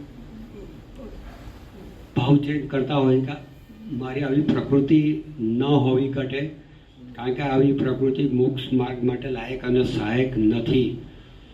તો આવી પ્રકૃતિ એટલે એમ ખ્યાલ નથી આવતો કે આવી પ્રકૃતિ એટલે શું? આવી પ્રકૃતિ એટલે કુદરતી રચના હોવા છતાં જોઈ શકાય નહીં એવી. Okay. This is your weakness, not weakness of circumstances, but you are not capable to see the circumstances created by the law of nature, Okay. so that it is not a subject of good or bad. હા હા. હું નથી જોઈ શકતો, so I am unable to see as a કુદરતી રચના. એટલે કુદરતી રચના જોવાય એવી શક્તિ મળે. That's કુદરતી રચના છે જ, હું નથી જોઈ શકું. તો this is my mistake of my vision. એટલે હું નથી એટલે 4%. જાત પ્રતિષ્ઠ, yes. એ જ તો પુરુષાર્થ કરે, આ ક્યાંથી કરે? તો આવું પ્રકૃતિની જગ્યાએ મારે આવી દ્રષ્ટિ ન હોવી ઘટે એવું ચાલે કે એવું કેમ નહીં? સમજાવો. આવી દ્રષ્ટિ ના હોવી જોઈએ, કારણ કે એ મોક્ષ માર્ગ માટે લાયક અને સહાય. આ સંજોગ જે બન્યો એ સંજોગ મારે ફેરથી જોઈતો નથી, કારણ કે આ સંજોગ મારા માટે મોક્ષ માર્ગ માટે લાયક અને સહાયક નથી. ખ્યાલ આવ્યો? હવે આપણે જો વિજ્ઞાન જોવાની દ્રષ્ટિ કેળવીએ તો પછી આ સબસ્ટિટ્યુટની જરૂર નથી. આ તો નથી જોવાયું એનું સબસ્ટિટ્યુટ છે. એટલે કુદરતી it is not directly science. એટલે કુદરતી રચના નહીં જોઈ શક્યો એવી પ્રકૃતિ ન હોવી ઘટે. That's it. એમ કહેવા માંગે it's not subject of good or bad. હા, એ તો મારામારી કરતા હોય ને કુદરતી જોઈ શકતા હોય તો ઇનફ છે. ઓકે. પછી કેવું બોલવાની જરૂર? નથી. હા, આ તો તમને સબસ્ટિટ્યુટ આપ્યું. હા, એટલે બેડ સર્કમસ્ટન્સીસ હોય છતાં પણ અલગ જોઈ શકતા હોય તો વાંધો નથી. કોઈ વાંધો નથી. આ લોકો મારામારી કરીને મોક્ષે ગયા જ ને, હા, એટલે બોલતા નથી. પ્રકૃતિ સુધારવાની કે એવો કોઈ પ્રશ્ન નથી. પણ પ્રશ્ન કુદરતી રચના ના જોઈ શક્યો એવી પ્રકૃતિ ના હોય. પ્રકૃતિને સુધારવી એ આધ્યાત્મ માર્ગ નથી. પ્રકૃતિથી મુક્ત રહેવું એ આધ્યાત્મનો માર્ગ છે. હા, એટલે કુદરતી પ્રકૃતિને સુધારવી, બદલવી, ફેરવવી એ સામાજિક અને ધાર્મિક વાતો છે. બદલાતી નથી પણ માને છે. પોતાને ખબર જ છે કે લગ્ન કરે 40 વર્ષ થયા, બેમાંથી એકેમાં ફેરફાર થતો નથી, પણ પ્રયત્ન ચાલુ છે. ઉપર જાય કારણ કે લઈને જ આવ્યો છે. તો શું કરે હવે? બદલવાની દ્રષ્ટિ છે અને બદલે છે પોતાની કે બીજાની પ્રકૃતિ. હવે શું કરવું? આ જેને બાળવાનું છે એને બદલીને શું કરવું છે? નહીં, એ તો ફિટ થઈ ગયું કે પોઝિટિવ ઇફેક્ટ છે. એટલે તો પછી સાહેબ રામકૃષ્ણ મહાવીર પણ પોતાની પ્રકૃતિને નથી બદલી શક્યા, પોતાના સંજોગોને નથી બદલી શક્યા. સાહેબ ખ્યાલ આવ્યો? 5 પાંડવોમાં સૌથી મોટા પાંડવ કોણ હતા? અને યુધિષ્ઠિર ઓળખાયા કઈ રીતે? ધર્મરાજા તરીકે ઓળખાયા. હા કે ના? એ ધર્મરાજા જુગાર રમવા બેઠા, બોલતા નથી. અને એવું રમ્યા કે વાઈફ નહીં મૂકી દીધી, તોય ટાઇટલ એનું એ ધર્મરાજા. અને અત્યારે કોઈ આવું કરે તો જો બોલતા નથી. સમજાયું ને? આવું છે. એટલે આ લૌકિક સત્ય છે. મન વચન કાયા તેની અવસ્થા it's a relative truth, it's not universal truth. And all the circumstances are created by the law of nature as a scientific circumstantial evidence. Once you realize the fact of universe, you separate the real and relative. That's it. તો આ સંજોગોમાં એવું પણ કહી શકાય કે દરેક સંજોગોમાં સમ્યક જ્ઞાન અને સમ્યક દર્શન એ ઉપયોગી જાગૃતિ. સમ્યક જ્ઞાન એટલે હું કોણ છું તે, સમ્યક દર્શન એટલે અવસ્થા માત્ર. એટલે દરેક સંજોગોમાં સમ્યક જ્ઞાન અને સમ્યક દર્શન આ જ પુરુષાર્થ. ઉપયોગી જાગૃતિ રહે એ શક્તિ આપો એવું અંતર્યામી પરમાત્મા. મંગાય. હા, એક જ થયું ને? એક જ થયું. કઈ વાત નહીં, મંગાય. આ તો સાચી વાત સમજવાની છે પણ નથી સમજાતી, એટલે અમારે સમજાવવી પડે છે. આ વાત સનાતન સત્ય છે, કોઈ વ્યક્તિની નથી. સ્વામીજી, તમે હમણાં એવું કહ્યું કે મારી આવી પ્રકૃતિ ન હોવી ઘટે, તો પછી બીજા જન્મમાં આપણને સુધરેલી જ પ્રકૃતિ મળે ને? એટલે આપણે આ જે પ્રકૃતિ ઉકલી ગઈ એ ઉકલેલી પ્રકૃતિમાં આપણે સાઇન નથી કરતા કે આવી જોઈએ છે, ઓકે. અને દ્વેષ પણ નથી કરતા. આપણે શું કહીએ છીએ કે આ ઉકલતી પ્રકૃતિમાં મને કુદરતી રચના હોવા છતાં ન દેખાયું, માટે આ મારા માટે મોક્ષ માર્ગ માટે લાયક અને સહાયક નથી. ઓકે, પ્રકૃતિ નથી. માટે ના જોઈએ. પ્રકૃતિનો અવસ્થા સારી છે ખરાબ છે એ મારો વિષય.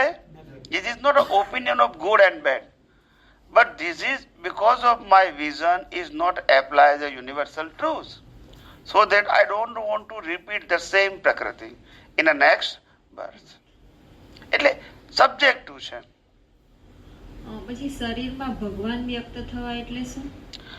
શરીરમાં ભગવાન વ્યક્ત થવા એટલે શરીરની વેલ્યુ 0 થવી અને ભગવાનની વેલ્યુ હીરો થવી. બસ. શું કીધું? શરીરની વેલ્યુ. પછી જાગૃત ભાગ અને પ્રતિષ્ઠિત આત્મા એ બે જુદા છે? એક જ. એક જ. જાગ્રત એ જ પ્રતિષ્ઠિત આત્મા. ઓકે. પછી જાગૃતિ હોય અને ઉપયોગ ના હોય એ હોય. કેવી રીતે? એ હોય એ જાગૃતિ એવી જગ્યાએ વપરાય ને. જાગૃતિ is a common factor like a light, but you can utilize the power of light anywhere, okay, એટલે either this corner, that corner. Yes. જાગૃતિ ના વાપરીએ તો પછી ઉપયોગ પણ ના જ રહે ને? એટલે જાગૃતિ is a common factor અને જાગૃતિમાં subject is a secondary factor and the third is the application.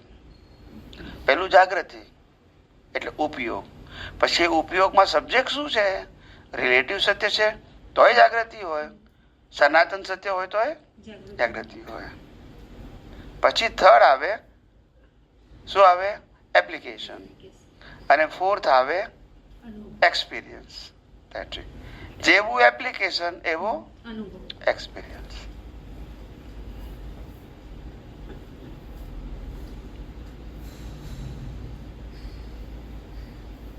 પછી આત્માની સાથે અજ્ઞાન કેવી રીતે જાય?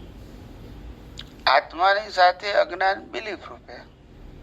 કયા ભાગમાં હોય તો બિલીફ? પછી આ જે ડિસ્ચાર્જ અંતસ્કરણ, મન બુદ્ધિ ચિત્ત અહંકાર ખરું ને ચાર્જ, હા, એ નેક્સ્ટ બર્થમાં કેવું આવે? ડિસ્ચાર્જ થઈ જાય. એની સાથે જાય. તો એ મનમાં મન એટલે જ પછી ચિત્ત અહંકાર ને એ હોય ને, પાર્ટ જ છે હા, એ પ્રોસેસર કહેવાય. શું કહેવાય? પ્રોસેસ. મન બુદ્ધિ ચિત્ત અહંકાર is a processor of suffering and processor of creator. એટલે બિલીફ મનમાં જ હોય, અંતસ્કરણમાં જ હોય.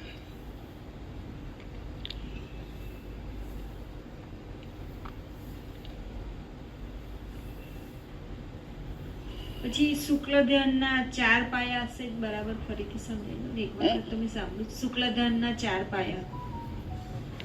શુક્લ ધ્યાનના 4 પાયા એટલે પદસ્થ, પિંડસ્થ, રૂપસ્થ અને રૂપાતીત. પદસ્થ એટલે પેલા પદનું ધ્યાન કરવું. હા. પછી પિંડસ્થ એટલે પિંડમાં અંદર.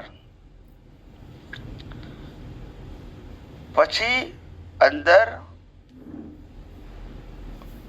આત્માને જ્યોત સ્વરૂપે જોવો. કેવો સમજો? જ્યોત સ્વરૂપ. રૂપસ્થ એટલે રૂપ એટલે આવું રૂપ નહીં, જ્યોત. સ્વરૂપ. અને રૂપાતીત એટલે છેલ્લું આત્માને જ અનુભવ કરવો. તમે બીજી રીતે સમજાવેલું છે. બોલો. એક વખત સમજાવ્યું તો હવે મને બીજી રીતે બોલો. બોલો કઈ જ રીત છે? હવે તો વ્યક્તિ હોય તો મેં કંઈક વાત કરી હોય એના નિમિત્તે, એને જે એંગલ કીધો હે, પણ તમે બોલો તો હું કઈ રીતે કહું? મને કઈ વાંધો નથી. કે હું થોડું ત્યાં સુધી કોઈને પૂછવું હોય તો પૂછો કઈ. તમે સાહેબ પ્રશ્ન પૂછો. You ask the any question sir. Come here, come on front please, please. નહીં અહીંયા આપણું માઇક નહીં આવે ને સર, એટલા માટે પ્લીઝ પ્લીઝ. યસ. એક જ વસ્તુ, ધ્યાનનું શું મહત્વ છે? ધ્યાન શાંતિ માટે હેલ્પફુલ છે. શેના માટે? શાંતિ માટે. Dhyan is not a solution, but it is helpful for temporary peace in any circumstances. Okay? It is good medicine without purchasing anything. કંઈ પણ ખરીદવાનું નથી. માનસિક શાંતિ માટે ધ્યાન બેસ્ટ છે, પણ સાચું ધ્યાન એને કહેવાય. Once you know the universal true science, that's the real dhyan, and they solve and dissolve all kind of your puzzle with the help of law of nature. Otherwise, dhyan is temporary helpful for mental peace, of course. A solution ના લાવે. શું ના લાવે? આપણે 1 કલાક આંખો બંધ કરીને બેસી ગયા અને શરીરને ને ઇન્દ્રિયને બધું ભૂલી ગયા, it's good, we feel peace. પણ જેવી આંખો ખોલી કે તરત પાછું બધું, so that is not a solution. સાચું ધ્યાન એને કહેવાય. Once you know the fact of universe, then after you can open your eye.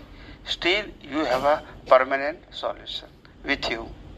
That is important thing. આંખો બંધ કરવી, that's not a solution. और ખુલ્લી રાખવી, that's not solution. Solution શેમાં છે? Art of vision. તમારી દ્રષ્ટિ ઉપર આધાર છે. એક જ સંજોગને ખરાબ પણ કહી શકાય અને સારો પણ કહી શકાય. It's a matter of vision રાખવાનું. વિઝન. વિઝન એટલે ધ્યાન એનું નામ કહેવાય કે આપણને પોતાના આત્માની વેલ્યુ આ મન વચન કાયા અને દુનિયાની કોઈ પણ અવસ્થા કરતા ઓછી ના દેખાય. એનું નામ ધ્યાન કહેવાય. કારણ કે વસ્તુ ટેમ્પરરી અને પોતે પરમેનન્ટ. ટેમ્પરરીમાં કેવી રીતે બેસી જાય છે? તો કે જે ધ્યાનમાં એની વેલ્યુ વધી ગઈ આના કરતા. That's it. અને એમાં ઇન્ટરેસ્ટ લેવાથી પણ કોઈ વિશિષ્ટ પ્રકારનો બેનિફિટ તો છે જ નહીં. આજે છે ને કાલે નથી. ધ્યાન એનું હોવું જોઈએ શાશ્વતનું, કે જે ક્યારે જવાનો. આ બધા ધ્યાન તો બધા ટેમ્પરરી છે. બાકી જે ધ્યાન છે, કોઈ આકારનું ધ્યાન કરે, મંત્રનું ધ્યાન કરે, જ્યોતનું ધ્યાન કરે, ગુરુ કે ભગવાનનું ધ્યાન કરે, they give the relief temporary but not solution. શાંતિ જરૂર આપે, સોલ્યુશન ના મળે. અને આપણે કહીએ સાયન્સ જે છે, this is about all experience. Of course. So આત્માનું જો એક્સપિરિયન્સ કરવું હોય તો through which way? I mean through ધ્યાનથી જ કે કહું. સી આત્માનો અનુભવ, if you know the Vedanta, so end of the Vedanta says નેતિ નેતિ નેતિ. if you heard the words, બસ તમે કેટલું માઇનસ કરી શકો છો? that's the important thing.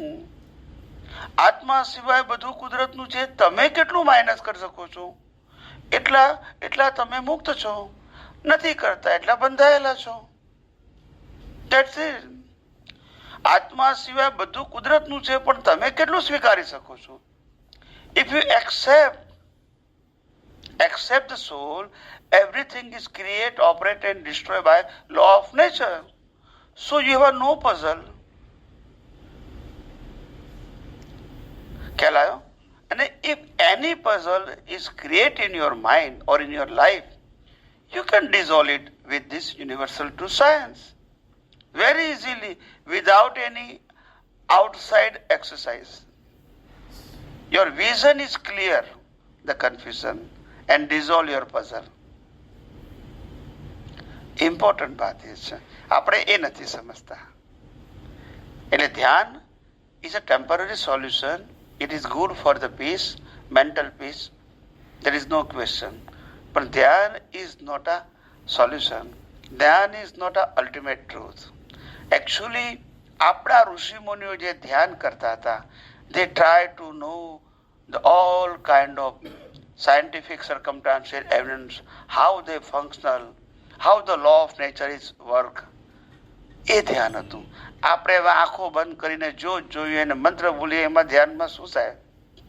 એમાં દાડા નીકળે ખરા પણ વળે. પણ આ પ્રિન્સિપલ આપ જઈએ નીતિમાં તો ધીમે ધીમે પછી ઓફકોર્સ, પણ it's a matter of not to close your eye. It is a matter of your understanding. It's a matter of your vision. It is not subject you can close eye or open eye. Doesn't matter. બંધ આંખે ખુલ્લી આંખે matter જ નથી કરતી. જ્યાં તમારી અજ્ઞાનતા છે, ખ્યાલ આવે ને, ત્યાં તમને પઝલ છે. That's it. Either your eyes close or open. અને અજ્ઞાનતા નથી તો ખુલ્લી આંખે કોઈ પઝલ નથી. So that is the important thing. ખ્યાલ આવ્યો? આંખ ખુલ્લી રહેવી કે બંધ રહેવી, ધેટ્સ નોટ સો. ઘણા લોકો મને પૂછતા હતા અને એનો એક્સપિરિયન્સ કીધું મને, બહુ સાંભળવા જેવું છે.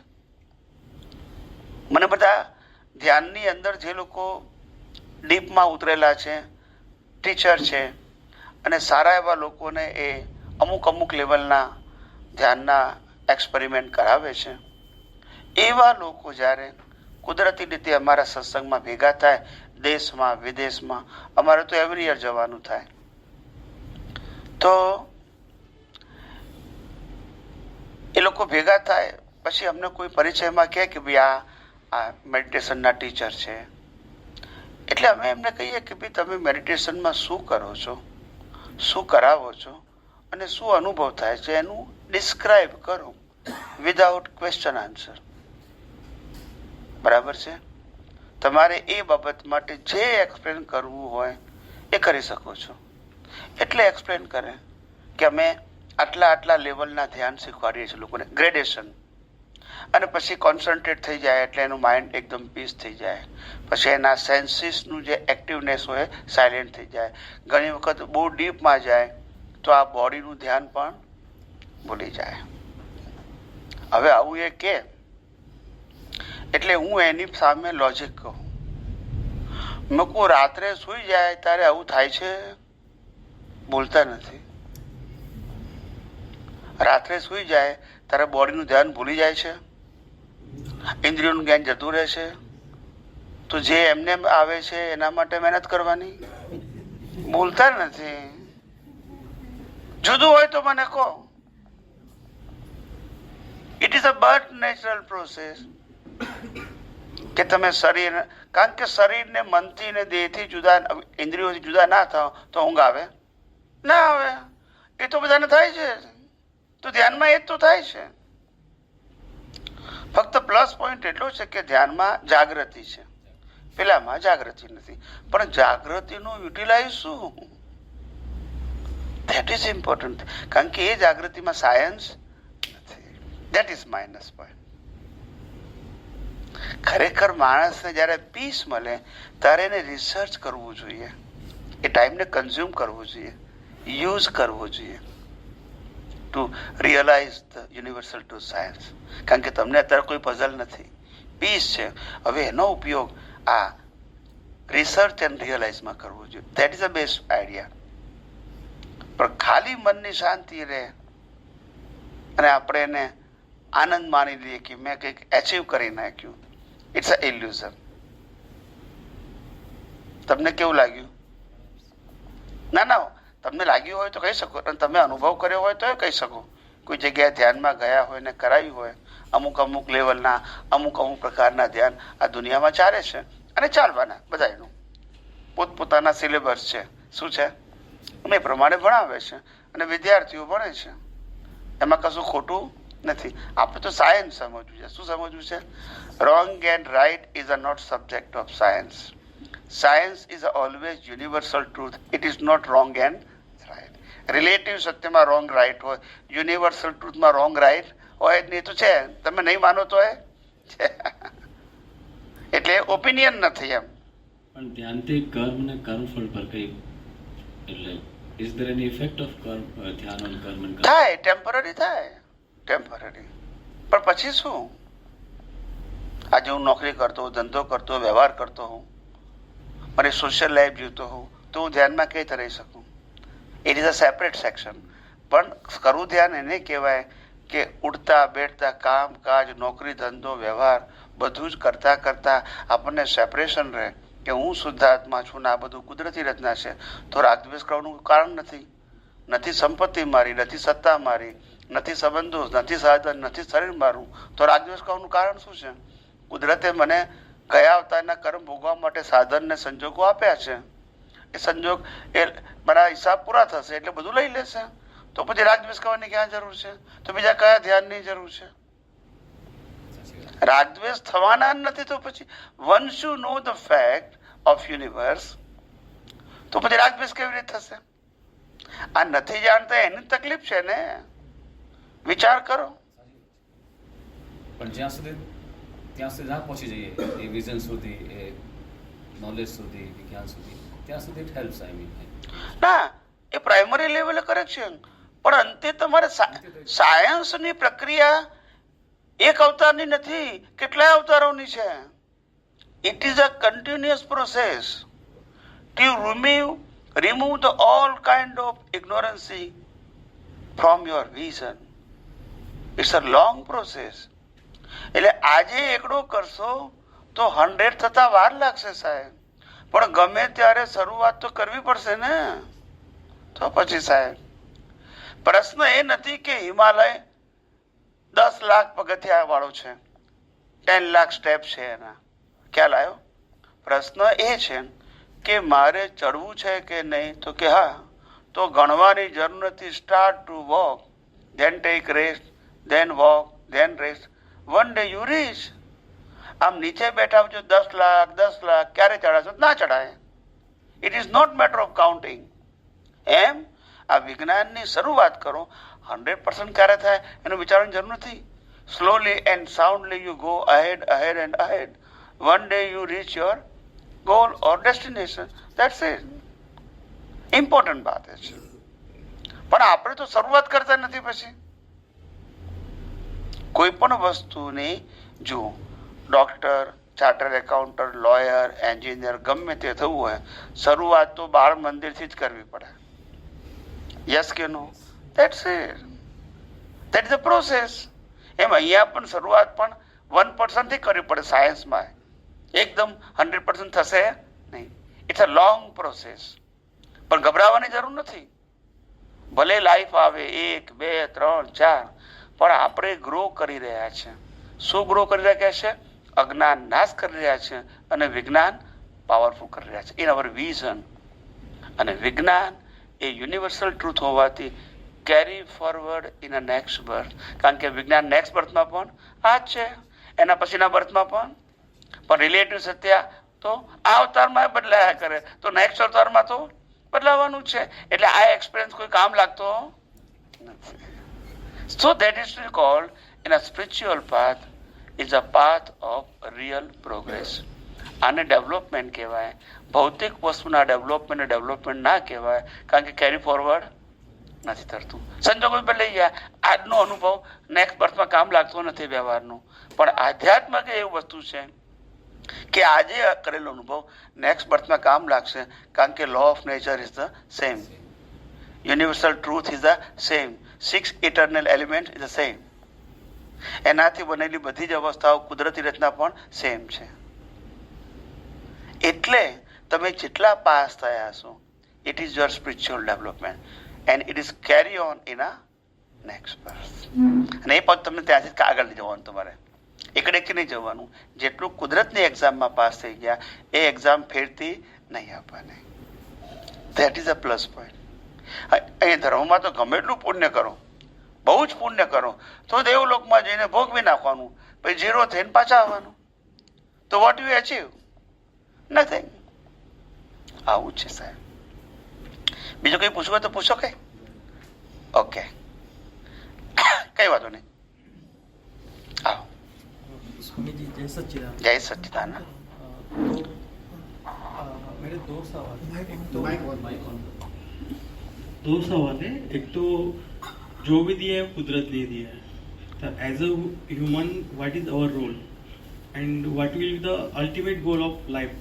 जो अपन जिंदगी जी रहे तो अपना गोल क्या होना चाहिए? क्योंकि जो भी दिया है वो तो कुदरत ने ही दिया है और जो लेने भी कुदरत ही है। The role of the human is only for suffering. of your previous birth cause, either credit or debit. That's only. અને પછી उनको जला देना है बस.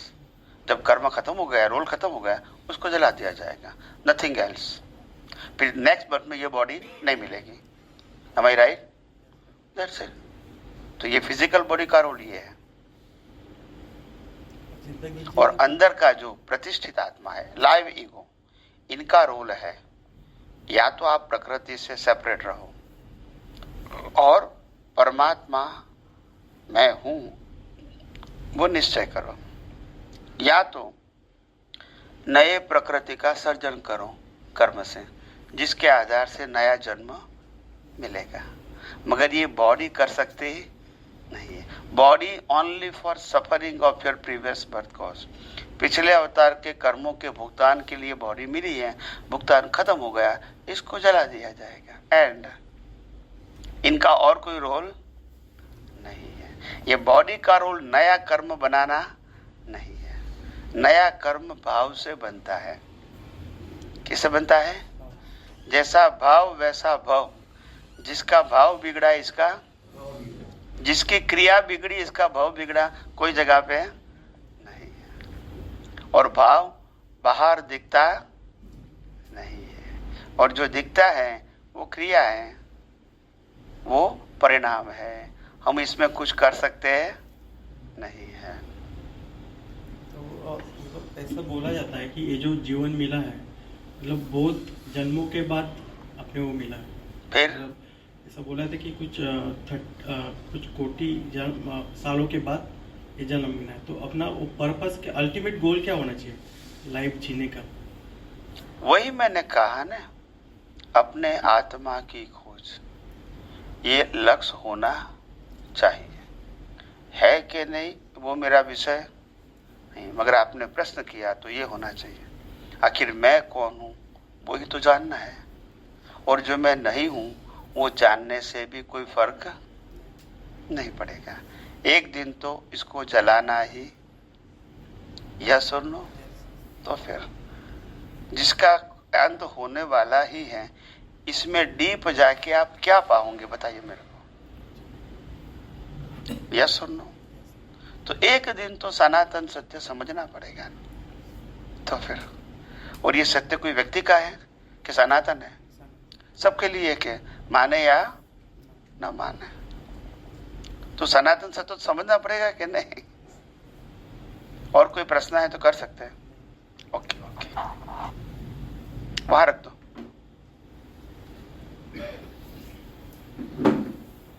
बोलो बीजा कोई ने, बहनों माथी कोई ने,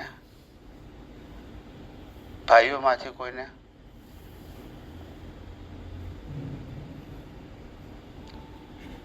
પૂછો, સમય પૂરો થઈ જશે હમણાં.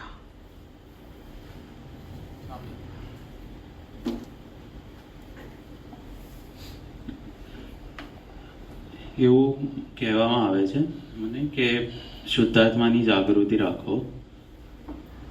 શુદ્ધાત્મા એટલે આપણે હું આત્મા છું, આ ધ્રુવ છે મારું જે નામ છે એનું એ શરીર છે, ધ્રુવ નામનું શરીર છે, ને હું પોતે આત્મા છું. એ શુદ્ધાત્માનું જાગૃતિ હરેક કર્મમાં.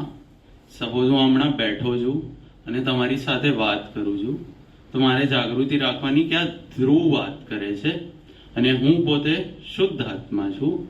હે ને, આ મને જાગૃતિ રાખવા અને કહેવામાં આવે છે, અને મને પણ સમજાય છે કે રાખવું. હવે તકલીફ ક્યાં પડે છે?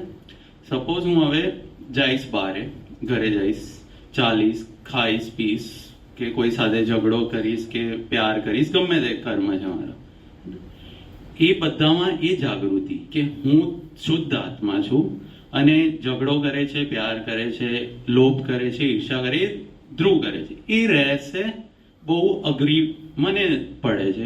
એ જાગૃતિ મારાથી રહેવી મને બહુ અઘરી પડે છે.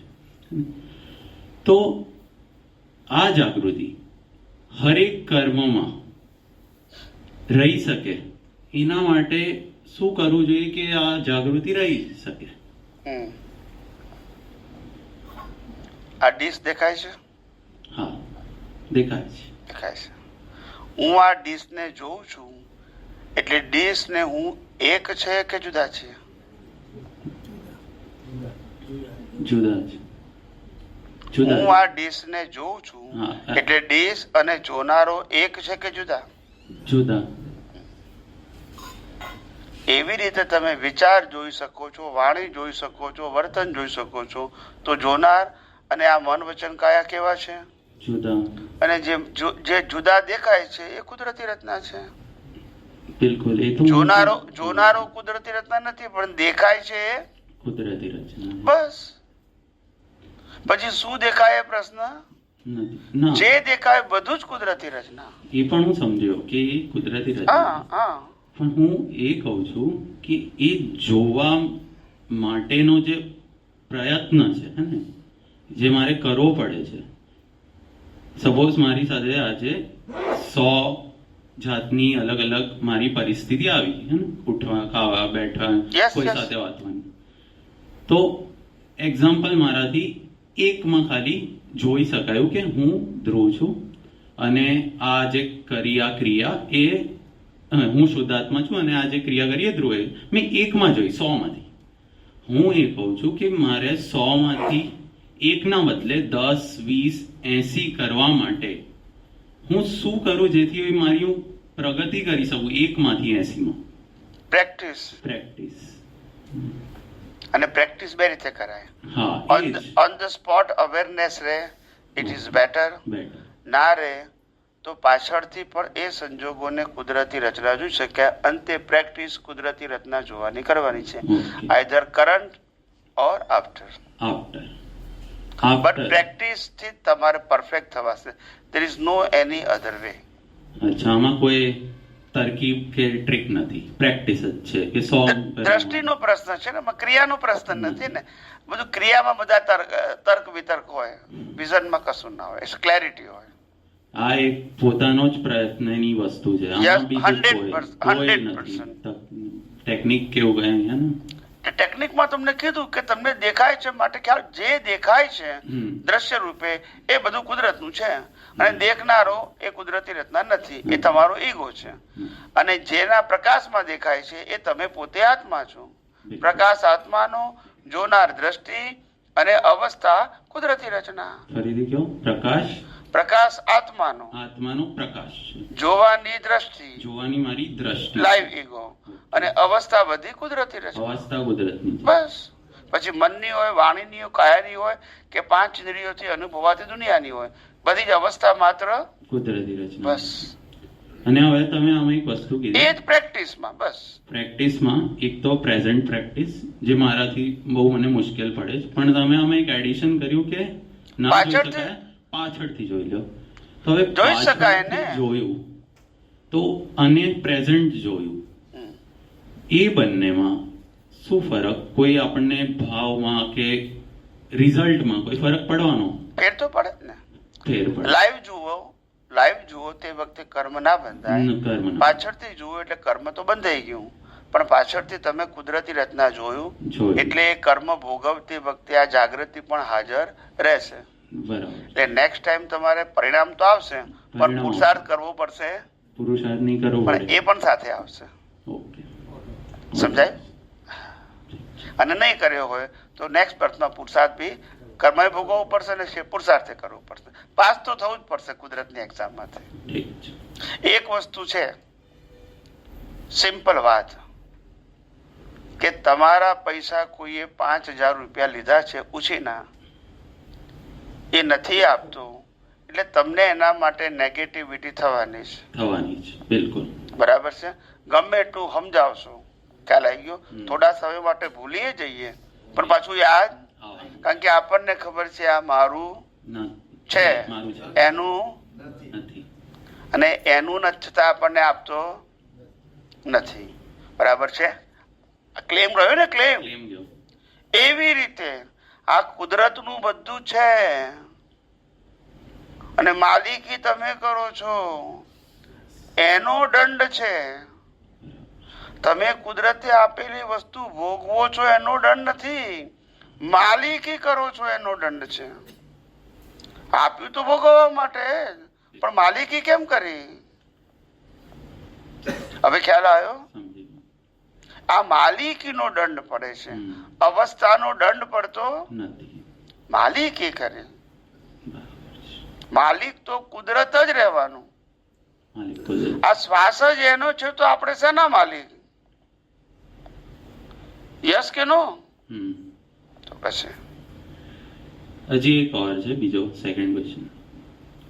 આપણે પ્રયાશ્ચિત કરીએ છીએ, કોઈ પ્રતિક્રમણ કરે છે, કોઈ પ્રયાશ્ચિત કરે છે, બધા પોતપોતાની માફી માંગે વગેરે. સપોઝ અજાણતામાં કોઈથી આપણે ઝઘડો કરી લીધો, ગાળ બોલ દીધી, કે કોઈ જીવને ભૂલથી માર દીધું, હે ને, એને આપણે પ્રયાશ્ચિત કરીએ છીએ. હવે આપણે આમાં બે વસ્તુ થઈ શકે, કાં તો એ ઇન્સ્ટન્સે આપણે રહી જઈએ કે હું શુદ્ધાત્મા છું અને માર્યું, આ ધ્રુવ નામના ધ્રુવે માર્યું, શરીરે માર્યું, હે ને, તો આ તો ત્યાં જ શૂટ એટ સાઇડ થઈ ગયું. પણ આવું ના થયું, આપણે પાછળથી જોયું, હે ને, કે એ હું શુદ્ધાત્મા છું અને જે કરવાવાળો હતો એ ધ્રુવ હતો, અને એ પાછળથી જોઈ નાખ્યું. અને હવે ત્રીજું છે આમાં કે હું માફી માંગુ છું કે મારાથી આવું થઈ ગયું. તો આ ત્રીજી વસ્તુ ડિફરન્ટ છે ને આપણા આ બંને કરતા, હે ને. તો પાછળથી જોયું અને બીજું છે પ્રાયશ્ચિત કર્યું.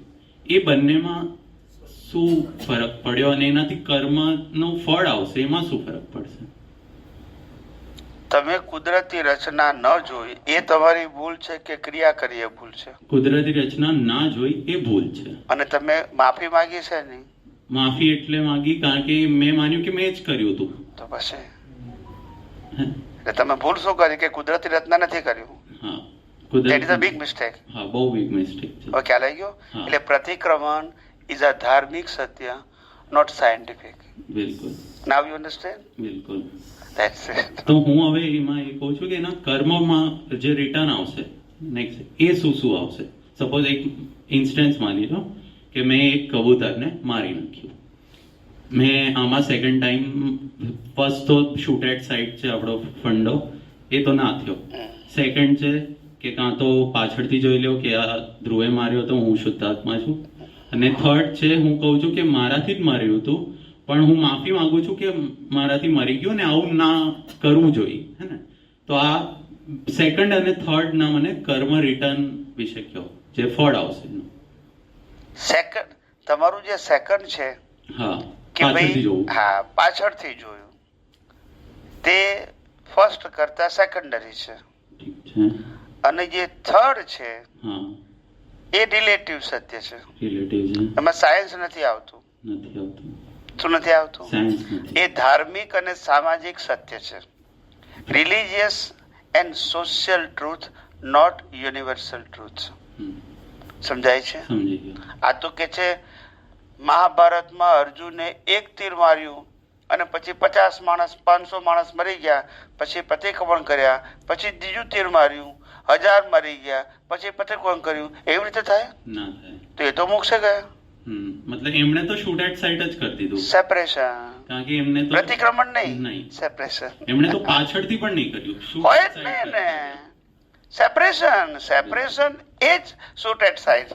સમજી ગયો, હું સમજી ગયો. પ્રતિક્રમણ નહીં, પ્રતિક્રમણે નહીં ને Separation. સેકન્ડ વાળો પાછળથી પણ નહીં. જે બને છે કુદરતી રચના. આ કુદરતી રચના, આ કુદરતી રીતે. પતી ગયું. ઠીક છે. પણ હું કહું છું કે જે ફળ આવશે, મેં કબૂતર માર્યું એક્ઝામ્પલ છે, તો જે મેં પાછળથી કર્યું તેમાં મને દંડ આવશે સેકન્ડ જન્મમાં. હા, દંડ પણ આવશે પણ જાગૃતિ આવશે પણ ને. મને જાગૃતિ એમાં શૂટ એટ સાઇડ રહી જશે. તો એને જ થયું ને. હા, યુદ્ધ કર્યું તો એ કર્મ ના બંધાય કારણ કે જાગૃતિ આવી ને. હા. Now you understand? સમજી ગયો. Parallel parallel. કર્મનું ફળ બી આવ્યું અને જાગૃતિ આવી એટલે નવા કર્મ નહીં. તો મતલબ એવો થયો કે આ જન્મમાં સેકન્ડ ટાઈપનું કર્મ, મતલબ જાગૃતિ રાખવી પાછળથી, એનો જે કર્મફળ છે નેક્સ્ટ જન્મમાં એ આવશે, દુઃખ તો આવશે જ પણ શૂટ એટ સાઇડ રહેશે. Shoot at first type of આપણી જે સ્ટાઇલ છે એ રહેશે. અને જે થર્ડ ટાઈપનું આપણું સ્ટ્રેટેજી છે પ્રતિક્રમણ વાળી, કે મારાથી મર્યું હતું અને હું માફી માંગુ છું, તો એમાં જે નેક્સ્ટ બર્થમાં જે મને રિટર્ન આવશે એમાં શું થશે? કર્મ હળવું થશે કર્મ હળવું મળશે અને અજ્ઞાન પાકું થશે. પાછું અજ્ઞાન તો રહેશે અને પાછું હું પ્રતિક્રમણ મેં કર્યું, કે હું જ માફી માંગી, મેં માર્યું, મેં માફી માંગી, એ તો પાછું અજ્ઞાન મજબૂત થઈ ગયું. હું કરું એ જ અજ્ઞાન છે. એ તો કરવાનું છે અને આપણે એને શું કર્યું? પાકું કર્યું. એટલે ધર્મમાં ઇઝ ઓકે, ઓકે સોશિયલ લાઈફમાં પણ ઓકે, પણ સ્પિરિચ્યુઅલ સાથે એને લેવા દેવા નથી. એટલે અજ્ઞાન કહેવાય. તો ખાલી ફર્સ્ટ અને સેકન્ડ, ફર્સ્ટ તો બેસ્ટ છે, સેકન્ડ કરવું જોઈએ, થર્ડ આપણે એવું કરીએ છીએ ત્યારે આપણે જ્ઞાન ચૂકીએ છીએ. નહીં, શરીર કોઈ પણ ભૂલ કરે અને શરીર માફી માગે એને વાંધો નથી, તો માફી માગી લઈએ તો વાંધો પણ નહીં. એક મિનિટ પણ ભૂલ કરી તે અને માફી માગે તે એ બંને કુદરતી રચના દેખાવી જોઈએ. માફી એ પુરુષાર્થ તરીકે ના દેખાવું જોઈએ. મતલબ પ્રતિક્રમણ કરતી વખતે પણ જાગૃતિ રહે, કારણ કે એ જ કરે છે ને. બિલકુલ, એ શરીર માફી તો માંગે છે. પછી કેમ આમ છે? મન વચન કાયની અવસ્થા માત્ર, કુદરતી રચના. તો પ્રતિક્રમણ એ કુદરતી રચના નહીં. પછી હું કરું છું કેમ આવ્યું? પણ હું કરું છું એ અજ્ઞાન છે. એટલે ક્રિયા એ અજ્ઞાન નથી, દ્રષ્ટિમાં અજ્ઞાન છે. તો કરેક્શન ક્યાં કરવાનું છે? દ્રષ્ટિમાં. કે ભાઈ એને ભૂલ કરી એ કુદરતી રચના, હવે આ માફી માંગે છે તે કુદરતી રચના. ખ્યાલ આવ્યો? In short, in one sentence, પોતાના સ્વ સ્વરૂપમાં રહેવું એનું નામ સામાયિક, મન વચન કાયા અને તેની અવસ્થા, અને 5 જ્ઞાનેન્દ્રિયોથી અનુભવાતી સમગ્ર સૃષ્ટિને કુદરતી રચના જોવું તે પ્રતિક્રમણ, અને ના જોવું તે અતિક્રમણ. સમજી ગયા? બસ તો કોન્ટસ. સ્વામીજી, પણ આમાં એવું છે કે આપણે કુદરતી રચના જોઈએ છીએ, પ્રતિક્રમણ કરીએ છીએ ત્યારે આપણે કુદરતી રચના જોઈએ છીએ. પછી એટલે શું છે કે કુદરતી રચના એ જોઈ મેં અને પ્રતિક્રમણે કર્યું, તો પછી? કર્મ તો હળવું જ થઈ જશે ને સ્વામી. તમે સમજ્યા જ નહીં, પણ પ્રતિક્રમણ કર્યું નથી તમે, હા, બરાબર. અને કર્યું માનો છો તે રિલેટિવ સત્ય છે. Action is always relative truth. બરાબર. ખ્યાલ આવ્યો? એટલે એક્શન સાચી ખોટી આપણી ઓપિનિયન, પણ એક્શન ને તમે કઈ રીતે જોવી ત્યાં સાયન્સ છે. બરાબર. એટલે પ્રતિક્રમણ કર્યું તોય કુદરતી રચના, અને ના કર્યું તોય તમે પાસ છો. અને ભૂલ કરી અને કુદરતી રચના જોયું તોય કુદરતની એક્ઝામમાં પાસ, અને ભૂલ કરી માફી માંગી અને કુદરતી રચના જોયું તોય પાસ. એ બરાબર છે સ્વામીજી. તો પછી પ્રતિક્રમણ નું ઇમ્પોર્ટન્ટ ક્યાં આવ્યું? પણ પ્રતિક્રમણ આપણે કરીએ છીએ તો આપણે કહીએ છીએ ને કે હળવું થઈ જાય છે કર્મ. અજ્ઞાનમાં કીધું, અજ્ઞાનમાં. ત્રીજા સ્ટેજમાં આપણા કીધું, વિજ્ઞાનમાં નથી. ત્રીજા સ્ટેજમાં કીધું. ત્રીજા સ્ટેજનું છે હળવું. બરાબર છે. એટલે તમે કીધું રિલેટિવ છે, તમે કીધું કે ના કીધું? હા, હા. બરાબર છે. એટલે આપણે કુદરતી રચના જ જોવાનું બેસ્ટ. બસ એ અલ્ટિમેટ ટ્રુથ છે, એ સાયન્સ છે. ક્રિયા એટલું ધ્યાન રાખવાનું, યુઝ ધ કોમન સેન્સ. આ શરીરમાં, ફિઝિકલ બોડીમાં જ્ઞાન નામનો ગુણ નથી. બરાબર છે. શું કીધું? જ્ઞાન નામનો ગુણ નથી. હા, માટે જ શરીરને બાળે છે. જ્ઞાન હોય તો બળાય નહીં, બળાય નહીં. પણ શરીર જ્ઞાનને વ્યક્ત કરવાનું સાધન છે, like a TV and mobile. પણ મોબાઈલ ટીવીમાં જ્ઞાન નથી. એનાથી વ્યક્ત થાય છે, એમ આનાથી પણ જ્ઞાન, વ્યક્ત થાય. પણ આમાં જ્ઞાન. નથી. આમ ડોક્ટર ઓપરેશન કરે તો દેખાય છે જ્ઞાન? નથી દેખાતું. છે જ નહીં. બરાબર. સમજાય છે? બરાબર. રામકૃષ્ણ મહાવીરને બળ્યા કારણ કે શરીરમાં જ્ઞાન નતું. બરાબર. પણ સ્વામીજી, જે અજ્ઞાની છે એ જ્યારે પ્રતિક્રમણ કરશે ત્યારે એનું કર્મ હળવું થશે, હા, પણ અજ્ઞાન મજબૂત થશે ને, જ્ઞાન મજબૂત થશે. એટલે પછી બીજા કેટલાય કર્મો બાંધશે. એનો મતલબ એવો થાય છે સ્વામીજી કે જ્યારે આપણે પ્રતિક્રમણ કરીએ છીએ ત્યારે આપણું અજ્ઞાનનો નાશ થાય છે, પણ કર્મ હળવું નહીં થાય. કર્મ હળવું નહીં થાય, અજ્ઞાનનો નાશ થશે ખાલી. તમે એક મિનિટ, તમે અતિક્રમણ પ્રતિક્રમણ બે કુદરતી રચના જોયું એટલે અજ્ઞાન ગયું, એ તમારો સાચો પુરુષાર્થ. તો અજ્ઞાન તો કાઢવાનું છે, અજ્ઞાન કાઢવાનું છે, પણ કર્મ એને એ જ આવશે. કર્મ આવે જ નહીં ને. કુદરતી રચના જુઓ તો કર્મ કેવી રીતે બંધાય? નહીં નહીં સ્વામીજી, હું એમ કહું છું ભૂલ કરી છે મેં અરે મેં કીધું તમે ભૂલ કરી અને પ્રતિક્રમણ કર્યું, બે ને કુદરતી રચના જોયું તો કર્મ કેવી રીતે બંધાય? તો કર્મ નહીં બંધાય એની અંદર. બરાબર. એવી રીતે. તમે મારી ઠોકીને ફિટ કરી દો છો.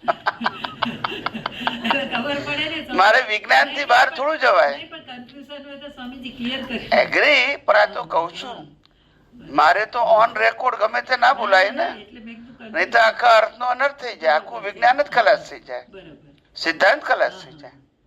એમાં મારા વ્યૂ પોઈન્ટ નો પ્રશ્ન નથી, યુનિવર્સલ ટ્રુથ ખલાસ થઈ જાય આખું. ખ્યાલ આવ્યો? કોઈ પણ જગ્યાએ અમે ક્રિયાને, મન વચન કાયાની ક્રિયાને ક્યારેય પુરુષાર્થ સાથે ના જોડીએ, ક્યારે અમે ના જોડીએ. બીજા ભલે જોડે, અમે ના કહીએ. અમે તો કહેવાય કુદરતી, પછી સારી ક્રિયા હોય કે ખરાબ કહેવાય. અવસ્થા માત્ર કુદરતી રચના. ખ્યાલ? આ તો રોજ બોલે ખરા કે અવસ્થા માત્ર કુદરતી રચના છે, પણ માનવાનું નહીં. બોલો હવે આને શું કેવું આપણે? હવે ખ્યાલ આવ્યો? બોલે ખરા પણ માનવાનું પછી શું મતલબ છે એનો? એટલે દુનિયા આવી છે સાહેબ, જે બોલે છે એ જ નથી માનતા. ખ્યાલ આવ્યો? સ્વામીજી, જે અર્જુન જે એ જન્મમાં મોક્ષે ગયા તો એમને કેવળ જ્ઞાનનું બીજ તો આગલા અવતારમાં જ પડી ગયું હતું, લઈને આવ્યા હતા. બરાબર? 100% અજ્ઞાન આગલા જન્મમાં યસ, દૂર થઈ ગયું હતું.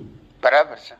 તો જ્યારે કૃષ્ણ ભગવાન ગીતા જ્યારે એમને સંભળાવી હતી, એમને પ્રશ્ન પૂછ્યો, તો તે વખતે મનવચન કાયની અવસ્થા જે હતી તે પરિણામવાળો ભાગ જ હતો ને, બેયનું કુદરતી રચના. એટલે એમને છેલ્લા જન્મમાં તો આત્મા અને પરિણામવાળી પ્રકૃતિ બે જુદી જ હતી, તો એમને તો સેપરેશન તો જન્મથી સ્પષ્ટ રીતે હતું. યસ, પણ એ ગીતા આપણને કામ લાગી ને. હા, બાકી એમને તો સાંભળ્યા પછી પુરુષાર્થ કરે એવું હતું જ ને, પહેલેથી જ હતું. બરાબર છે. બરાબર ને? ઓકે, જય સચિદાનંદ. એમને તો પુરુષાર્થ હોય ને, પણ એના નિમિત્તે ગીતા નીકળી, એ દુનિયાને કામ લાગી ને. દુનિયામાં તો લોકો એવું સમજે કે એમને જ્યારે કૃષ્ણ ભગવાનના મુખેથી સાંભળ્યા પછી અમલ કર્યો. એ તો બધાને એવું જ લાગે, પણ આપણે કરીએ શું? પડ્યા પછી આપણને લાગે વાઈફ મારી છે, એટલે જન્મ બીજા આપ્યો, મોટી બીજી કરી, ભણી ઘણી બીજી જગ્યાએ, જ્ઞાન જુદી જગ્યાએ મેળવ્યું. ખ્યાલ આવી ગયો? અને આજે તારી થઈ ગઈ, તારી છે નહીં. પતિ પત્નીના હિસાબ પૂરતી તારી છે, સમજાય છે?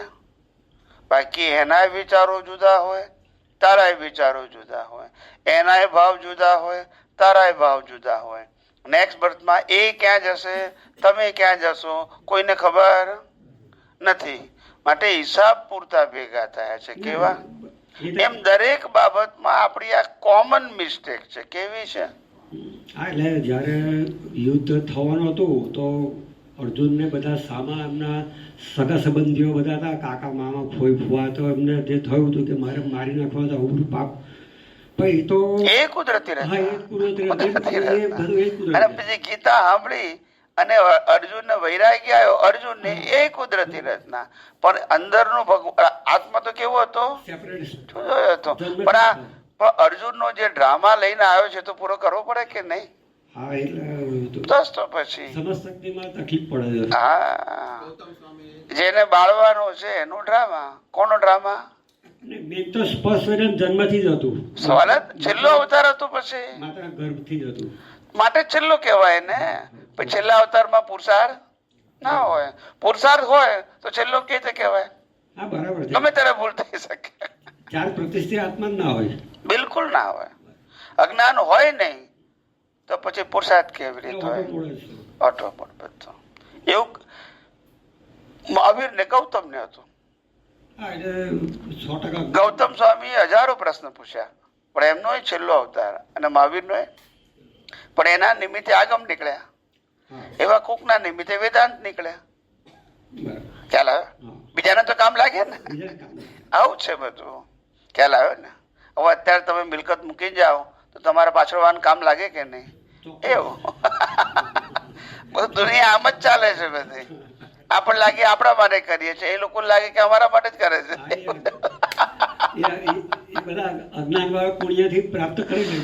સવાલ જ નથી. પુણ્ય તો એ લોકોનું ખરું જ ને. તો પછી સાહેબ તમારે પરસેવો પાડી નાખવું, મકાન બનાવ્યું હોય, ખ્યાલ આવી ગયો, અને તમે ગયા પછી સીધું એ લોકોનું નામ આવી જાય, કોઈ મહેનત વગર. આનું નામ તો કર્મ ના ખેલ સાહેબ.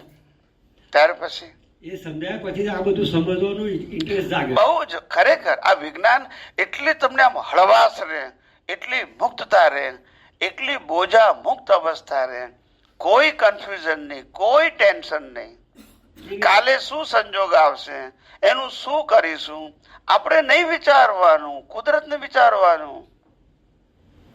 ખ્યાલ આવ્યો કે આને જે કર્મ બાંધ્યા છે એ પ્રમાણે કેવા સંજોગ આપવા, કેવી શક્તિ આપી એ વિચારે.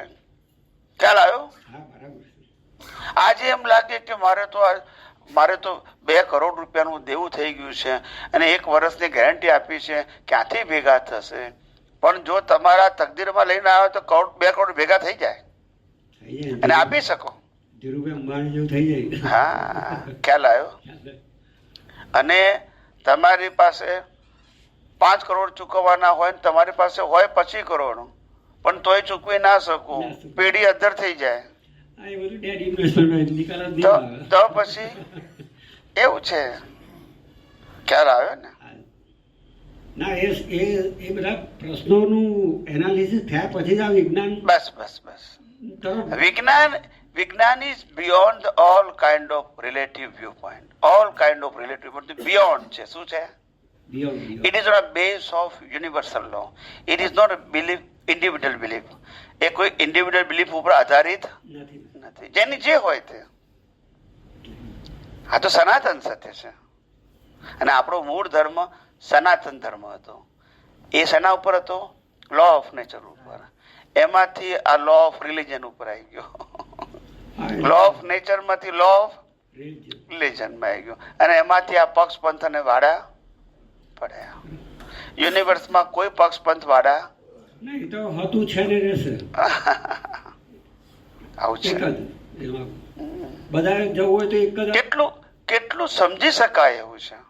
એટલે આ એક જ રસ્તો છે. જેને કોઈ જોવું હોય મોક્ષે તો આ જ વિજ્ઞાન એપ્લાય કરવું પડશે. બીજો કોઈ રસ્તો છે નથી. કોઈ ઓપ્શન નથી કોઈની પાસે. બીજો ઓપ્શન જ નથી, ઓલ્ટરનેટિવ જ નથી. માટે તો અમે કોન્ફિડન્સથી બોલીએ છીએ કે જેને મોક્ષે જવું હોય એને આ સાયન્સ સમજવું પડશે. બીજો આ મારું સાયન્સ નહીં, કુદરતનું સાયન્સ. આ તો પેલી પ્રાર્થના થઈ શકે ને કે મને મોક્ષ માર્ગના લાયક અને સહાયક સંજોગ પ્રાપ્ત થાય. એમાં બીજા જન્મમાં અનુભવી જ્ઞાની પુરુષનો પ્રાપ્ત થાય, પ્રાપ્ત થશે જ. અને પ્રાપ્ત મન વચન કાયાથી દુઃખ ના થાય એ ટાઈપની પ્રકૃતિ પણ મળશે.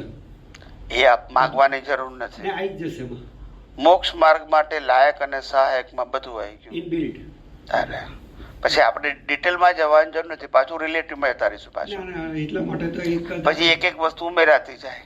હા, એ તો પછી ક્યારે હવે કે મારવું નથી, પછી કે હવે મારે આ સંસારમાંથી ત્યાગ લેવો છે, પછી કે બ્રહ્મચર્ય પાડવું છે, પછી કે આમ કરવું, દાન આપવું છે, પાછું એ હાર મારા થઈ જશે. Relative Satya.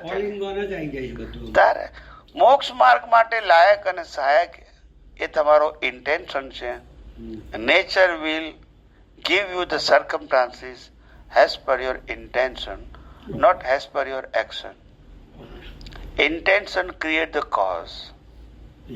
Action not create the cause. કુદરત તમારો આશય જુએ છે, એક્શન.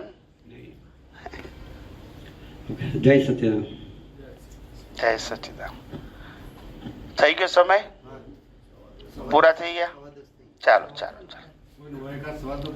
હે, સવાલ છે કોઈનો? હોય તો પૂછજો, નહીતર કાલે તો મળીએ જ છે, પણ પ્રશ્ન હોય તો પૂછજો. ક્લિયર છે ને બધાને? કોઈને પછી નથી ને આજે? કાલે પાછા લખીને લાવજો પાછા. ચાલો. હે અંતર્યામી પરમાત્મા, આપ દરેક જીવ માત્રમાં બિરાજમાન છો, તેમજ મારામાં પણ બિરાજેલા છો. આપનું સ્વરૂપ તે જ મારું સ્વરૂપ છે. મારું સ્વરૂપ શુદ્ધાત્મા છે. હે શુદ્ધાત્મા ભગવાન, હું આપને અભેદ ભાવે અત્યંત ભક્તિપૂર્વક નમસ્કાર કરું છું. અજ્ઞાનતાએ કરીને, અજાગૃતિએ કરીને, મિથ્યા જ્ઞાન મિથ્યા દર્શન સંબંધી દ્રષ્ટિથી જે કંઈ પણ દોષો થયા છે અને થાય છે, તે સર્વ દોષોને આપની સમક્ષ જાહેર કરું છું. તેનો હૃદયપૂર્વક ખૂબ પસ્તાવો કરું છું અને આપની પાસે ક્ષમા પ્રાર્થું છું. હે પ્રભુ, મને ક્ષમા કરો, ક્ષમા કરો, ક્ષમા કરો. અને ફરી ફરી આવા દ્રષ્ટિ સંબંધી દોષો ક્યારે પણ ન કરો, એવી આપ મને શક્તિ આપો. હે શુદ્ધાત્મા ભગવાન, આપ એવી કૃપા કરો કે અમને ભેદભાવ છૂટી જાય અને અભેદ સ્વરૂપ પ્રાપ્ત થાય.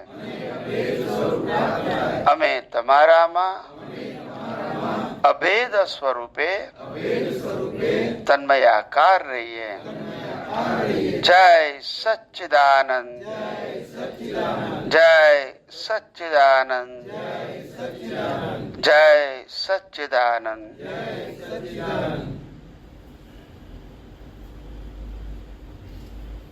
જય સચ્ચિદાનંદ, જય સચ્ચિદાનંદ, જય સચ્ચિદાનંદ, જય સચ્ચિદાનંદ,